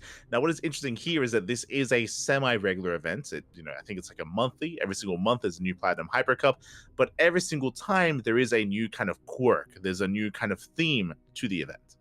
Yes. And this week, the theme was only one player per country. I don't know how they decided that. Yeah, I don't know how they decided that. Like, right? Like, is it just whoever signs up first? Like if Geralt signs up like 1 second later than Arch, he just can't play? Yeah, is it that? Is it they decided amongst themselves, or is it full on like a race where they had to, whack each other for the last person standing? Did they have to go through a gauntlet against their fellow countrymen, and then the winner at the end of it would be the representative? Or did they have a council like the Aussie boys had a couple of years ago, where there was only one PC between all of them, so they had to choose a representative? Yeah, it's. I'm sure each nation had their own way of determining who to send out. I'd like to say that maybe some of them had a council, maybe some of them had like an FFA, just like a best of 1 FFA winner will represent. Regardless, that was the kind of the theme here for this Platinum Hyper Cup. So that's why there's only Art from Poland. We have 3 Point from South Korea. I believe Homono technically from Japan, so he can slip by with that Japanese residency. He can slip by with that. Yeah. Go Joey from Hong Kong. Kojumi from Germany. Yeah. Yeah, I also just realized, as I said, that there is that little note on the Wikipedia as well that does say Homono is representing Japan. So yeah, I assume so. Representing the waifus is what I should say. Exactly. was gonna say, was he in uniform? Is what I want to know. Mhm. Oh no, I forgot about that. Oh no. It's been a while. I should tell him to do that again. I should. Yeah. For the uninitiated, what we're referring to is that there was one point where I think it was he lost a bet or he got a stream, he hit a stream goal or something like that. So Mhm. yeah, there was at one point Hamono streamed, and he streamed his POV in a couple of tournaments he played while wearing a maid outfit. Yes, Homeowner, he wore a full maid outfit on cam on stream, and also used a voice changer to make him sound anime waifu. To as make well. him uwu. Yes, that's the best way to put it. He was very uwu. Oh god. So yes, Homono is forever the waifu. And yeah, it was really, I mean, it's an interesting kind of theme for the event. It's really cool to see. And in the end, we mentioned his name, Forjumi. Forjumi took down Nicarak, who again is, I mean, one of the players I would have poised to have taken the entire thing, and also 3-0'd Art in the finals. Whew. For Jumi, he is Deutschland. Yeah, this is actually really impressive. I mean, previously we mentioned, like a couple of matches here and there. Like for Jimmy, he beat Bjorn in best of 1, or he beat DRG in a best of 3. But like this is like a proper event with consecutive big wins against multiple players. Like this is impressive. And players of each race. In the first round, he took out Gogo Joey 2-0. In the second round, taking out Nicorak 2-1, and then in the finals of PvP, taking out Art. Yeah. Really, really impressive stuff here. So when it comes to Forjumi's performances this week, it's getting better and better. He's becoming more and more on fire, and I'm hoping that this is maybe the beginning of a trend here. Maybe nowadays in the off season, Forjumi has more time to practice, to put in the hours, to put in the ladder sessions. I mean, again, Forjumi has been streaming a lot more regularly as of late, so it is really cool to see all that hard work now starting to pay off. I'm hoping that this is the beginning of a rivalry between Forjumi and Nicorak. Could be. Yeah. We'll keep an eye on both Forjumi and Nicorak as we do head on over. And the next event was, I believe, more of an impromptu event. I don't think there was much planning behind it, especially considering the format as well. But that is the Dave Testa Open number 8, the only one of the year. Oh, yeah. I've just noticed it here. 2024 8. It looks like we do go. It looks like there's a pattern coming in here. 2021, we had 1, 2, 3. 2022, we had 4. 2023, 5, 6, 7. 2024, 8. And this is the only one we're having this year. Next year, though, 9, 10, 11. Yeah, there's going to be 3 more next year. There you go. So look forward to 2025. Look forward to the next Dave Testa Opens. 2025. It's a couple of months away. Oh, God. Don't say that. Don't say that, Yaku. But yeah, so again, this was very impromptu. What is crazy to me is that it's all best of 3s, not even a best of 5 in the finals. So yeah, just very quickly kind of put together tournaments. But it is really cool to see some love given to the NA scene. It looks like maybe it was an NA invite, or just to whoever was around and whoever was online. And a shout out to Patty Mac, who has actually been a lot more active over the past, I want to say, month or so. Yeah. Ever since he got back to the US, he's been able to grind out a lot more and participate a lot more in these online events. Yeah, exactly. I mean, I've even heard that Patty Mac, he's interested in joining a team again. He wants to, he's motivated to compete. I think he came back when Stormgate was announced, and he was playing some Stormgate, but now he's playing StarCraft again. And yeah, it's really cool to see that Patty Mac, he's motivated once again. It's cool to see. Yeah. So team owners out there, if you're interested in picking up the tip of Voltron, there's a chance. Oh God, no, not like this. But yes, definitely. Patty Mackey took down Reaper in the finals. Some of these players I'm not too familiar with, but Patty and Reaper were the top 2. Definitely. Wait, hold on. Did Reaper? Wait. Is the bracket not correct? Why do I see 2 Reapers in the bracket? What's going on? I think on Liquipedia it's incorrect, but on Okay, I'll, Challenge it says it correctly. yeah, okay. I'll fix that. Yeah, on Liquipedia it's not correct. It's I've been looking Mhm. at Challenge, so that's what you need Yeah, to be yeah. looking at. There you go. I'll switch over to challenge. Okay, I got you. Yeah. So really cool to see Patty Mac making a bit of a comeback here. Yeah, always nice to see more of Patty Mac. I have to say that for an event that was kind of very impromptu like this, I'm glad to see that we did still have a lot of participants coming out here. Mhm. We still managed to have a full best of 16, round of 16. Oh yeah. Yeah, we still had that full round of 16. So shout out to Dave for hosting this event.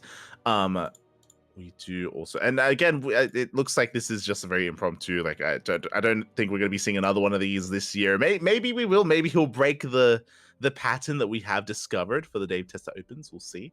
But up next is another event that I am don't not think too he should. familiar with. Yes, as a personal. Yeah, He you want probably to keep that shouldn't. OCD in there, yeah. Mm-hmm. He needs I to say stay that on brand. mostly for for the OCD, for OCD-esque people watching, but you know. Yeah, and up next is an event that, again, I hadn't heard of before, but it looks like it started up this year, and that is the Little Stormy Cup number 16. We mentioned this person earlier who was going over or who had hosted the King of the North, but this was also organized by Psystorm Viking. Yeah. Well, the new, I guess, pickoffs or admins over there in Psystorm Gaming, and looking at this week's participants, as well as looking at just the name itself, I imagined that it was just going to be an in-house tournament for members of Psystorm Gaming. But I'm looking at a couple of these past ones, and I mean, Cristiano was in one of these, so Yeah, it looks like yeah. As I say, I think it is going to be focused primarily for members of Psystorm Gaming, but every now and then they might, invite somebody outside to participate.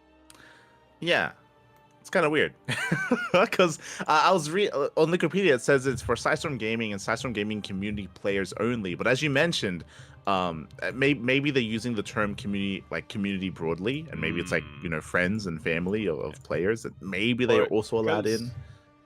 Or it could be another situation where it's like, because Psystorm Community is kind of the amateur division of Psystorm Gaming. That's kind of like the fan clan or the amateur clan that is still affiliated with Psystorm, like the main organization of Psystorm. So it's possible that a couple of these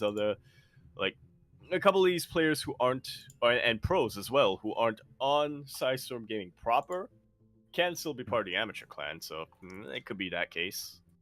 Yeah. Or it's also possible that maybe they just made an exception for Cristiano. Maybe he's just close to a lot of the other players, regardless. So he was allowed to play as an exception. Also. Yeah, replicant. Interesting. So yeah, it's interesting that every now and then we have another player dipping in, but for the most part, it does look like it is Psystorm Gaming focused and Psystorm Gaming oriented. And Geralt did take it in the end. I mean, Geralt is one of the stronger players on Psystorm Gaming. So yeah, it was able to take it in the end. Yeah, pretty much the captain, the unofficial captain, or I'm not sure if unofficial, or in some ways he was kind of representative in WTL, so it's not a big surprise looking at the bracket and looking at the results here. Geralt coming in, taking the W over Mindel VK. Yeah, and I always champion these sorts of events. It's a good way to motivate players to compete and to improve, and it gives them something to play in, especially if it's a more exclusive event like this. Looking at the history, Geralt has won most of these events, which shouldn't be too much of a surprise, but every now and then we have like a Namshar or a Mindel VK. Yeah. And I also think that the in-house tournaments, right, they're a good way of getting these players out there or getting their names out there. For sure. So definitely something to keep an eye on, and do hope that they're able to even expand their own roster as well. Like I'm sure the Psystorm community are willing to sign on some more players as well to kind of grow this kind of player base. So we'll keep an eye out for that. But looks like a lot of fun nonetheless. Again, congratulations to Geralt for claiming this, and we will be moving on to the Hyper One Power Rankings. We did feature the Platinum Hyper event earlier, and Hyper One this is a kind of an exclusive event that features his own maps. Yeah, speaking of in-house tournaments, Uh, this was one of them. Yeah. There you go. So yeah, we do see Hyper One. He's been investing a lot of time, energy, and effort into funding his own team, hosting his own tournaments. He's been putting a lot of effort into SC Evolution as of recently. But I believe this is an SC2 event, which he still does incorporate into as well. And yeah, it's just a massive bracket. Jesus. Yeah, very stacked coming in here. Now, before getting into some of these matches, the first question I have to ask here: these are all maps that were made by Hyper One, right? In the map pool. Yeah, There we go. Yeah. That's another way of testing out the map. Look, it's easy to test out. Pro tip for map makers out there: if you want a solid way of getting your maps tested, just start your own team and force your players to play on them. There you go. That's how you do it. That's how you do it. And this is an interesting lineup as well, because I'm not familiar with Captorhan. I don't think I've noticed or seen him in any bracket before. So yeah, he had a very impressive performance here. He brought down Stephen Curry. He took a map off of Go Joey, and yeah, was able to defeat Stephen Curry again. And Stephen Curry is not an easy player to go up against. Like Stephen Curry, he 3-0'd Honmono. So for Captorhan to threaten and defeat Stephen Curry like this is not an easy feat. Yeah, I'm excited here. Captorhan, he may end up being the Miles McBride of Team Hyper One. Yeah, that's a deep cut for the NBA fans out there. I have no idea who that is. But okay, I'll take your word for it. Yeah, just like Miles, all mate Miles. Yeah. Yeah, I might actually reach out to Hyper One for this, just because I'm curious as to how he found him and if he's played in other events. Because again, like we go over this show, we go over weekly tournaments, we cast a lot of tournaments, we have a look at the brackets, of course, and it's a name that I don't think I've seen before. I just haven't noticed.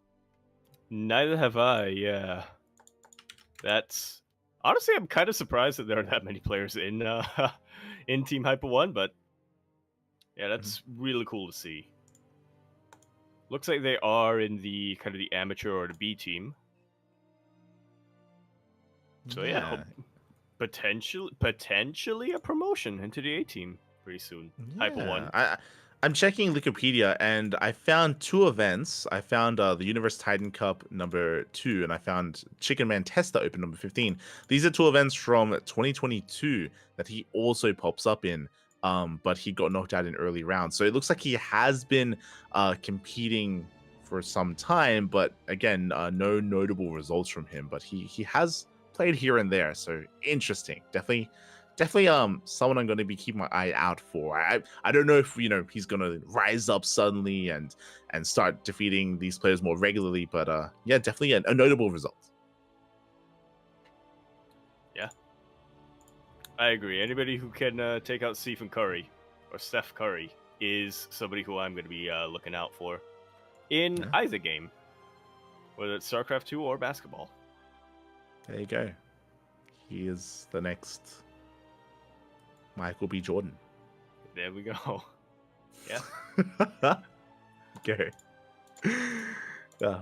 And yeah, I believe this is a semi-regular event as well, so we'll keep an eye out for the next edition of the Hyper One Power Rankings.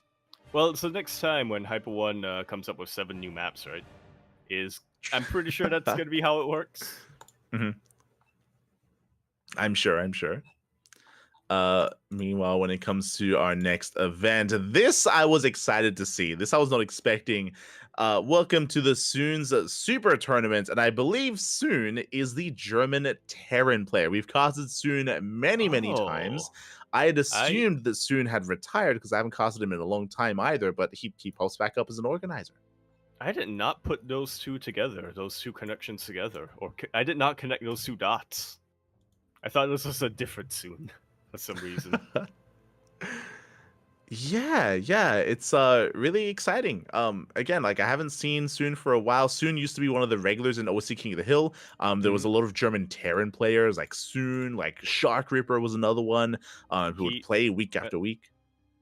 yeah. Let's not forget his most I think in my mind his most famous result, taking out Kerwin 2-1 in the inaugural finals of CSO Challenger. Yeah, that's his biggest win of his career. Yeah. But yeah, it's really cool to see that. I don't know if this is gonna be a if this will be a recurring event, but apparently Soon did host a super tournament of his own, and did feature many amazing players as well. Inexorable's an up and coming Brazilian player. I would have expected him to have taken it here, but no, Maya coming out of left field takes the whole thing. Dang. I wonder Platinum Heroes vultures. Or not even vultures, academy players. Yeah, I'm not familiar with Maya at all. So when I look at this bracket, when I look at these participants, my mind goes straight to Inexorable just because I've been casting more. Same with No Money, if you remember. Mm-hmm. No I was Money as gonna well. say, yeah, I was gonna say it is nice to see that there were a couple of some of Soon's former teammates coming up here as well. It's Mhm. nice that he did invite them and is supporting them. But mostly, my biggest revelation is that it does look like No Mercy has committed to it fully. We used to call him this, or he used to call himself True. this as a joke. He used to say, "We used to be No Mercy," more like No Money, and now it looks like it's no longer a joke. Did he commit? So he actually name changed to No Money officially. Yeah. I would God like to damn it. confirm that he is No Money on Wikipedia now. He requested they change. Yeah. Do you know when this change happened? Maybe like 3 weeks ago. Like it's fairly recent. Oh, okay. Hmm. I would imagine like Okay. a year ago when the whole debacle of Sentex went down. Yeah, we have to petition against No Mercy or No Money now, because if you remember, that was the meme because he hadn't earned anything, but then he won That some was- games in OC King of the Hill, Yeah, and then he that- actually made money. Yeah. That was a meme because he hadn't won anything, but then he started winning a few things in OC Yeah. King of the Hill, but then it became a meme again because it's like he got screwed by his team. Yeah, true. Unfortunately, so I guess now it's no longer a meme. Yeah, so he's back to No Money, but he still makes money. Okay, just want to make that clear. Shaking my head. He still makes money, he just has no money. There you go. That's how you get around it.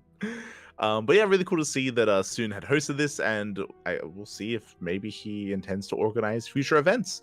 It is really cool though that he didn't play it. I don't believe he played in it himself. So he was, despite maybe not competing anymore, or despite stepping away from the game, he still is interested in investing in other ways. Yeah, it wasn't a situation where it's like, all right, if you can beat me, you get my money. But if I win, then I'm keeping it.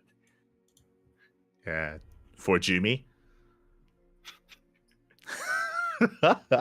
Nobody else has ever done that. Nobody in this what you call it has ever done that. We don't have to talk about that. It's fine. Don't worry about it. I would just deflect to for Jumi.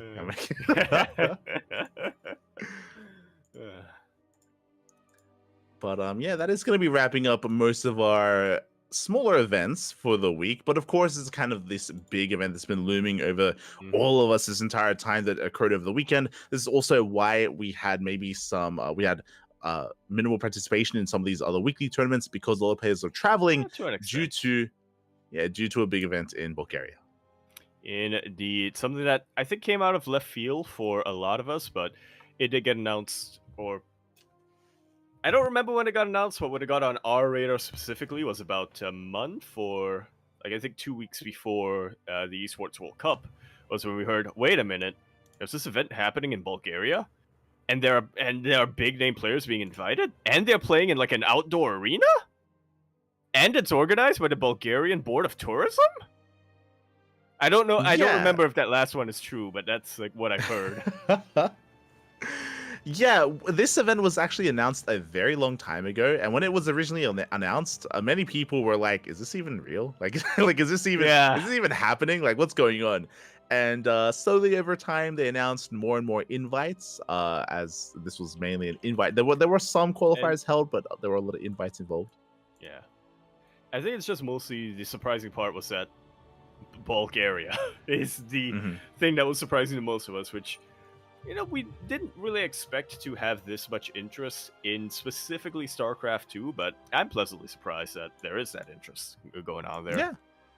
Yeah, I hope that it did go well, at least in their eyes, and it could be the beginning of maybe future events like this. It was a really nice venue as well at the Open. It did remind me of offline events we had in the past many years ago.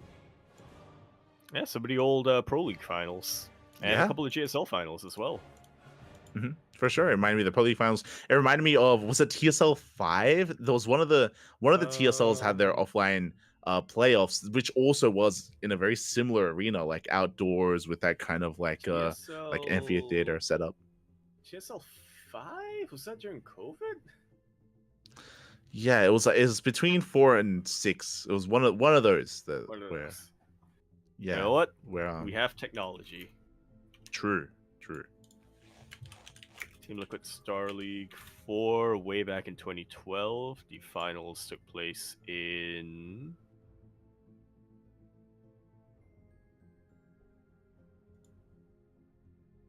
oh my god, we went up to TSL 9. Jesus. We did. It's been quite a few of them. Yeah, maybe it was that one. I don't know. It might have been that one. No, TSL 9 was the Carnival one. I specifically remember that because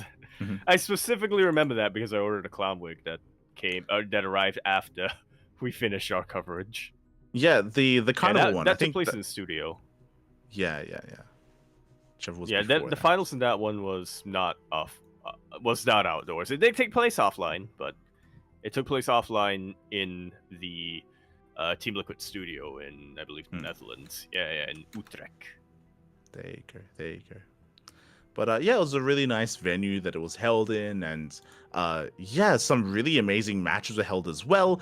Going over it, we didn't get invites for everyone, unfortunately. There were a couple of players missing, notably Cyril wasn't there, Dark wasn't there either. But despite that, we still had some really high caliber play.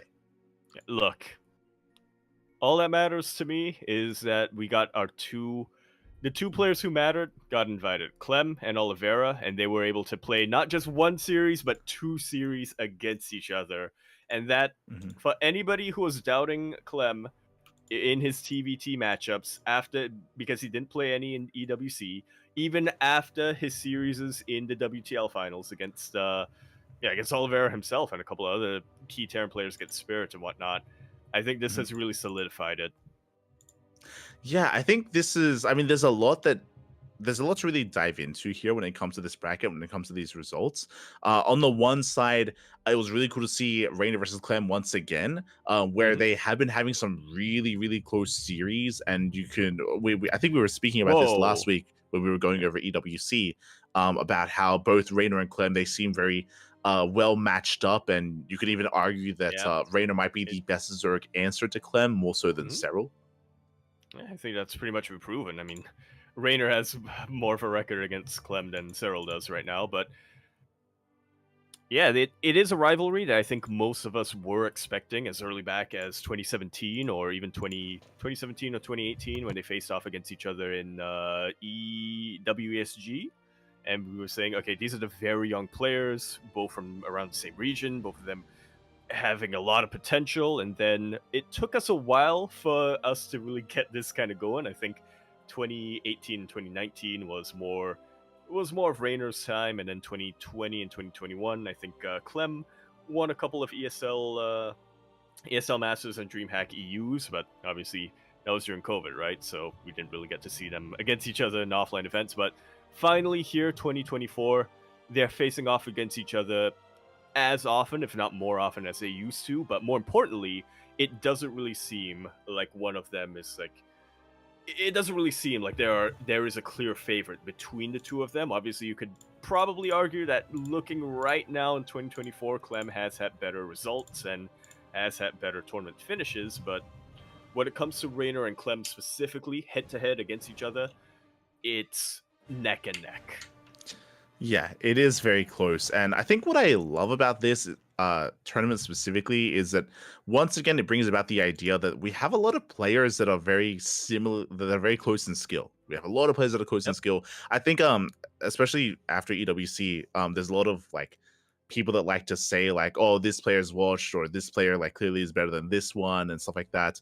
People, they're very quick to say that about Cyril because he lost against Clem, for example, in the finals of EWC. And then the next week you see in I mean, WTL Cyril all yeah, kill Team Vitality, right? yeah, Like clearly, like he is still probably the best Zerg player. I would say the best Zerg player in the world. yeah. But despite that, like you still like trade series nonetheless. And you see that here as well, where Clem and Reina went all the way to the ace match, very close, and then Reina gets 3-0'd by Oliveira, right? Where like Mm-hmm. even though like you get these amazing series between these two players, there's still other players that can also contest that. Absolutely, it's kind of like that rock paper scissors, or that crocodile versus crocodile in a sense, right? Where it's like, yeah, Raynor is the best player against Clem. Clem is the best player against Cyril. Cyril is the best player against Oliveira. Oliveira is the best player against Raynor. That's not entirely accurate. I mean, there are so many other players out there to put into this, but if we're just looking at these four in particular, these 2 Zerg and 2 Terran players in particular, that's kind of how it goes, right? And then yeah, that's kind of how it goes. It's kind of awkward having a rock paper scissors with 4 players, but you know. Well, yeah, it's just a sense that stylistically some players fare better Yeah. than others, just because like there is that much disparity in how they do approach matchups and how they do approach the game. Which is why like Clan versus Raynor is so close and so much fun. It's so intense. They're so fast. There's so much APM, so much micro involved. Fights happening all over the place as well. Oliveira, he was able to look quite dominant against his opponents, and I mean we saw that in not EWC but in DreamHack Dallas, right? Yeah. DreamHack Dallas. This was a rematch from that event where Oliveira also brought Raynor down as well. Indeed. Yeah, very, very impressive stuff and a very unique tournament. I'm hoping that we get a couple more of them. Hey, Bulgaria, the Bellum Gens guys, they seem to know what they're doing when it comes to event organizing and, organizing a tournament, not just in making sure that the competition runs smoothly, but also, it was exciting. It was very energetic, the venue as well. So I'm hoping that we do get to see more of that going forward. I see a couple of people speculating because on Wikipedia it does say that Raynor and Clem played their first map against each other as random v random. It was random v random, but they ended up rolling. Raynor ended up rolling Zerg, and Clem ended up rolling Terran anyway. So yeah, I remember we raided their stream just as game 1 was starting, and the chat was letting us know, and I was like, "What? That's crazy!" I'm like, "Yeah," where they were having a little bit more fun, deciding to play random, but it just locked them into their main races anyway, which is crazy how the world made sure that we all got what we wanted. We all got the ZVT. Is that what we all wanted? I wanted a PvP between the two of them. But, okay. You're an animal. Okay, You're an animal. Okay, I guess if that's what you guys wanted, then I guess I'm used to being in the minority with what I want, with my wants. So. Este Yaku. But yeah, this was a really good showing from Oliveira. Once again, like it's just I do think that for whatever reason, Oliveira, he's like the biggest victim of people kind of like underrating him. A lot of people, they gloss over the fact that he was the reigning world champion up until a couple of weeks ago, and he is one of the best players in the world. And we got to see that at DreamHack Dallas, and we get to see it here as well, where I think a lot of people on paper might rate some of these other players a little bit higher, but Oliveira made it to the finals. Yeah. Always impressive stuff. I do think that Oliveira, he's his own worst enemy in a way regarding that. He does kind of take it to heart quite a bit when he underperforms, or to his standard, when he underperforms, he does take it very hard. But yeah, I'm always glad when players, and especially when players like Oliveira, are able to bounce back from things like that and are able to make it to a finals of major offline events like this. Yeah, especially considering this is so soon after EWC, right? I think we spoke about it when we were going over EWC, how Oliveira actually played really well. And even though he got knocked out early on in the knockout bracket, before that in the group stage, Oliveira was phenomenal. Like, he looked so good against Bjorn. He looked so good against Maru in the TVTs.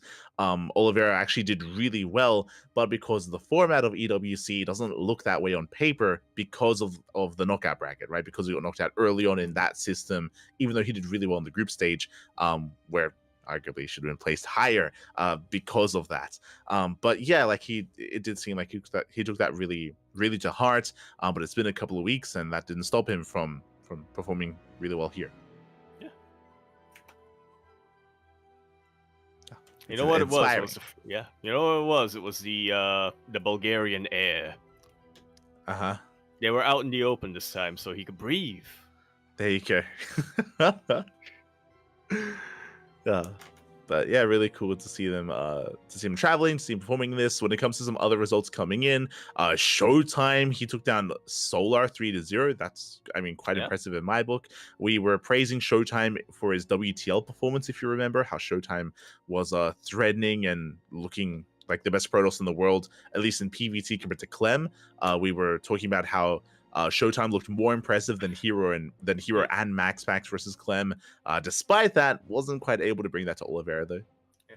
I'm so glad that Sola got knocked out by a Protoss player. You're so evil. You're like, yes. It fits the narrative. Yes. I hope you enjoyed that 1 week on a boat without Protoss, Solar. Because now you have to go through, let's look at the bracket, you have to go through Gerald and Harstem, and then only to finally get knocked out by Showtime. Yes. And really, this is what sparked that phone call to Bjorn. This is what started it all. We glossed over it. I didn't actually notice it, but Geralt took Solar to the ace match. That's crazy. That's actually really impressive.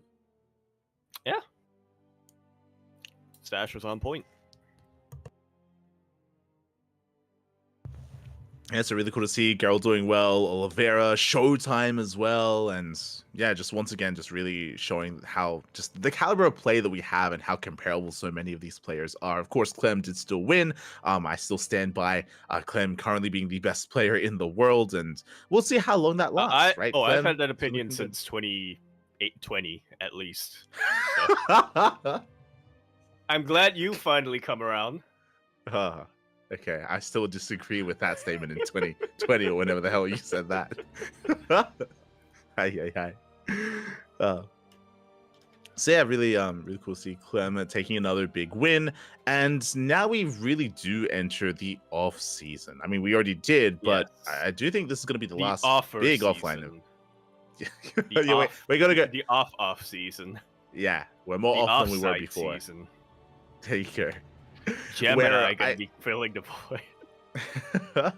I don't see another offline event happening anytime soon, so we're all kind of in the dark as to what comes next. Was really nice though that we were able to put an end. That's what my fingers are crossed for. Yeah, DreamHack Stockholm event of the year, and we have nothing announced yet for it, but we have time. We still do have time to organize something. It's taking place at the end of November. It was last week that we were speculating and going over all the DreamHack events that were remaining this year, and there's DreamHack Stockholm alongside DreamHack Atlanta. But because DreamHack Atlanta is so soon, we assumed that maybe there wouldn't be StarCraft there just because it's so short notice, and that if StarCraft were to come back in an offline fashion, it would most likely be Stockholm instead. But that's still just speculation. We're hoping that that's the case. We still have to wait and see. Yeah. Good news, hopefully. Hopefully. There is that, I guess this is kind of off topic, but I'm only now remembering. There was that announcement recently, right? Where there was a cloud gaming service that announced they were putting 4 Blizzard games on there, and the only 2 that I remember was StarCraft and Heroes, which I think sparked a bit of speculation amongst people. It was both StarCraft 2 and StarCraft 1, and 2 other games. There we go. Heroes was one of them. Yeah, it was Heroes and Hearthstone. And Hearthstone? Yeah, Hearthstone Yeah. would make sense. Eh. Yeah. Yeah, so definitely, and a lot of anticipation about what gets announced in the future, and yeah, when the next big event does occur. I mean, when it comes to other big events, of course, we saw plenty of online events like the OSC midseason playoffs, for example, the replacement weeklies, but yeah, still waiting to see what's to come. Once again, when it comes to the future of StarCraft, the community has stepped up. You know, Wardy, ourselves, Steadfast, Chicken Man, Dave Testa, Calaris, Rotterdam. We are going to be hosting those online weeklies while we can in the off season. And again, at least we have confirmation from EPT that it is an off season, implying that there's going to be an on season at some point. Yeah. Just gotta flip that switch. Mm-hmm. On that note, I would For like sure. to take a quick moment here to take a look at the sign-up list. Because as a reminder, there is a sign-up list on Wikipedia that I started. And you can see all the upcoming tournaments there for which you can sign up. And for this week, we have, let's take a look at the list very quickly. I added a Nordic 2v2 Valhalla Cup organized also by Viking. But this one is without the prize pool, so this is just a fun fact. He's really going all in with that with that Scandinavia theme. I'm here for it. Yeah. I support it. Next up, we have Sunrise Cup under 79, so that's for the Chinese players, I believe. I do not know if it is actually restricted or if this is just Chinese server, but it is on the Chinese server.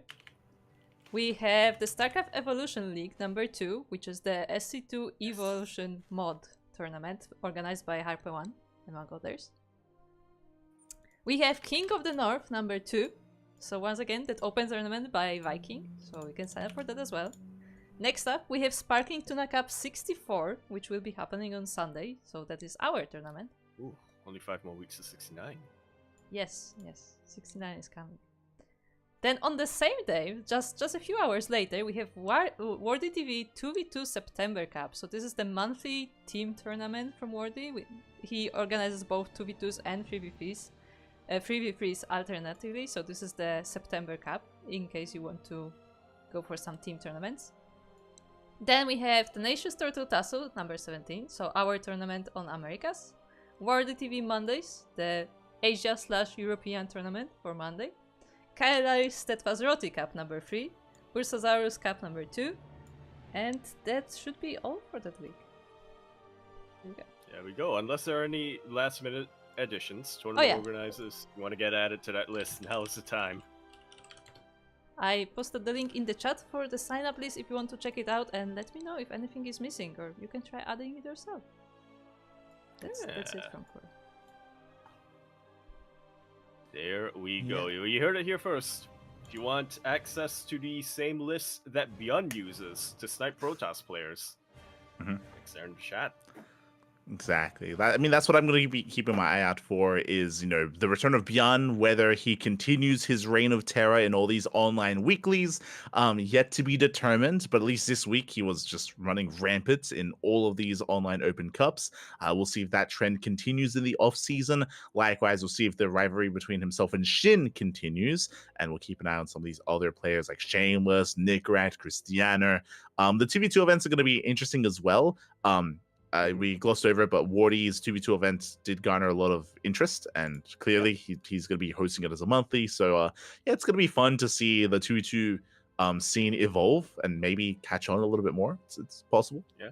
Are we ever getting a return of Light Milk? No. Oh, Skim Milk. Team Skim Milk. I mean, I don't know. Depending on the start time of the tournament, maybe I reach out to Milk. Maybe we play in it. Maybe it's possible. It's possible. We could make that happen. Yeah. So what's the competition looking probably like? Probably a bad idea. I remember the legend. I still remember the legend of Team Skim Milk in that 2v2 tournament you guys played in. There you go. Way back when. And shouldn't be a surprise. Of course, a good team yells as loud as possible. Okay, but it's how the power is gotten. Have you ever watched a tennis match? That's where you derive power. The yelling. There you go. Yeah, that's how Stephen Curry got his Golden Globe. Exactly. That's how Miles McBride is able to just dunk him. Exactly. In the onside. Technically true in the whatchamacallit, in the lie. There you go. I don't know that. There you go. I was gonna say it shouldn't be a surprise, but Björn did sign up for the 2v2 event alongside Yep. Maru, so Ooh, surprises there. We'll see. that We'll see. is gonna be the most one of the more dysfunctional Terran Terran duos that I can think of. Mhm. I still remember that one interview Bjorn said where he was asked, if you could only save one person, if Innovation and Maru were drowning, who would you save? And he said, I would drown Maru to save Innovation. He's honest though. He's honest. He's honest at least. I believe him.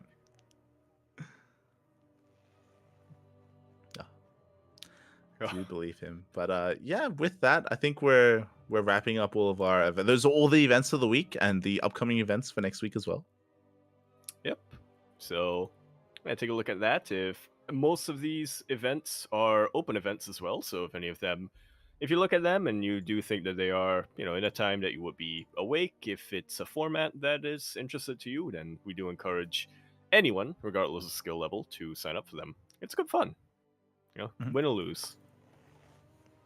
Yeah, you could be one of the players that that faces off against Bjorn. You could proxy hatch Bjorn. Yeah. There you go. It might work. Could catch him off guard. Yeah. Yeah, and then you'll make him even more upset, and then he'll then he'll come back even more angry. It'll be crazy. And then he'll be fueled. He will not be able to go to sleep for another 2 weeks, even if he does fulfill his quest of destroying Protoss. He'll just, at the back of his mind, he's like, I got proxy hatched. I can't go to bed. But yeah, with that, I think that's going to be wrapping up everything for now. We don't have any kind of major topics. Just wanted to go over at least the Bulgarian event in a little bit greater detail. I do recommend the VODs once they do get posted, whether it's on YouTube, whether it's on Twitch, for all of these events. And yeah, was there anything else you wanted to go over? Jaakko?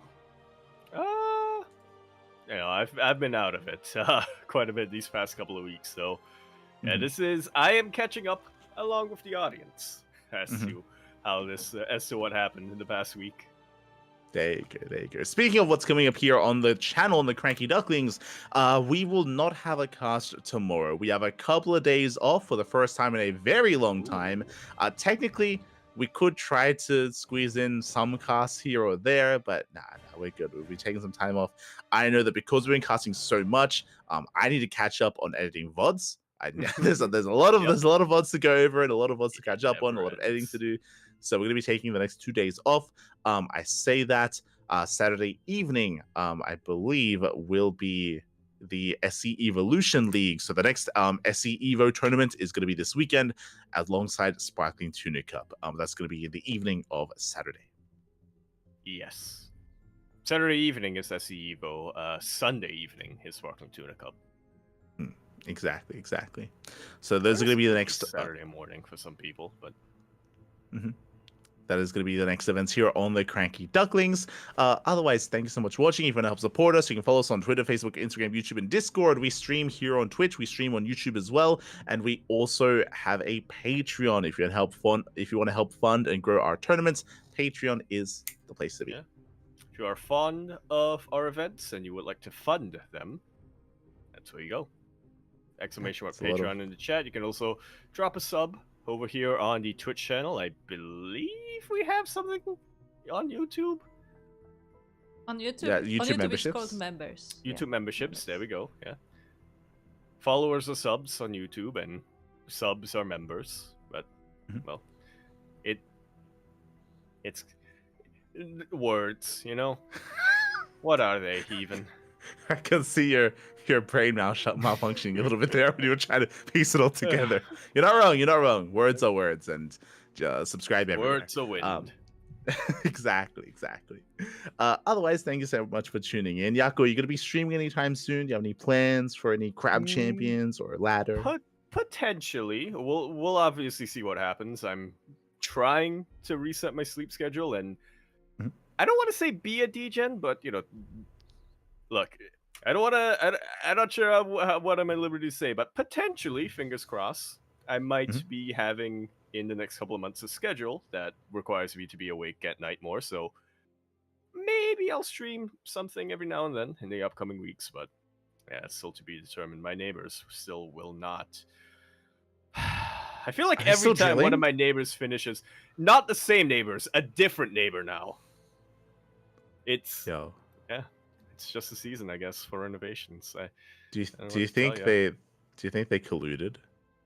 Do you think that? I think they did. No, unironically, there is a system. There is like a schedule because you do have to get approval from the Mhm. from the estate to Mhm. do your renovation. So inadvertently, that does mean that it's one after the other. Uh, yes, just non-stop drilling throughout the year. But you know what? Yeah. I Mhm. might just stream regardless, and just so that everybody else has to suffer with me. For a second, There I you thought go. you were gonna say you were gonna start drilling.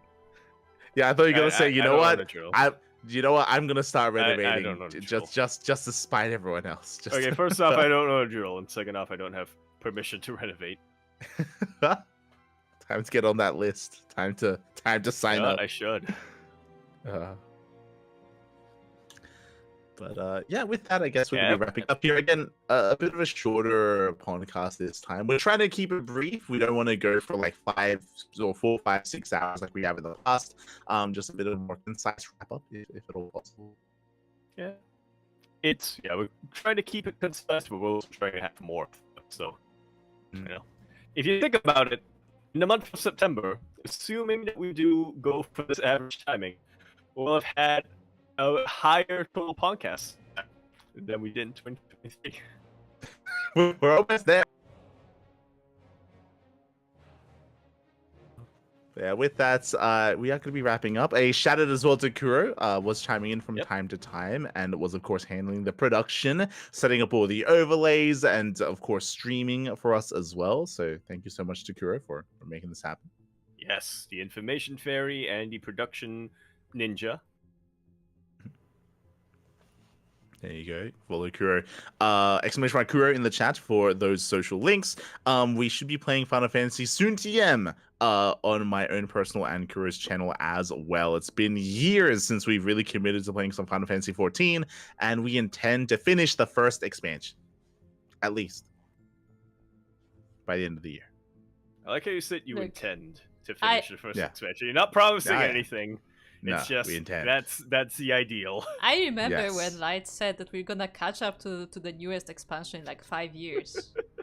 Nah, yeah, It's we been like will. 3 or 4. Just saying. Yeah, they've added What's- more expansions in that They time. have. So They have. when you It's say not looking... latest expansion, It's fine. We'll get there eventually. We'll get there in like 5 years. We'll get there. Otherwise, thank you so much for watching, everyone. Thank you so much for tuning in as well. We'll see you guys in a couple of days for the SC Evolution tournament, as well as Sparkling Tuna Cup. Otherwise, we'll see you guys next time. yeah, Ciao. Bella.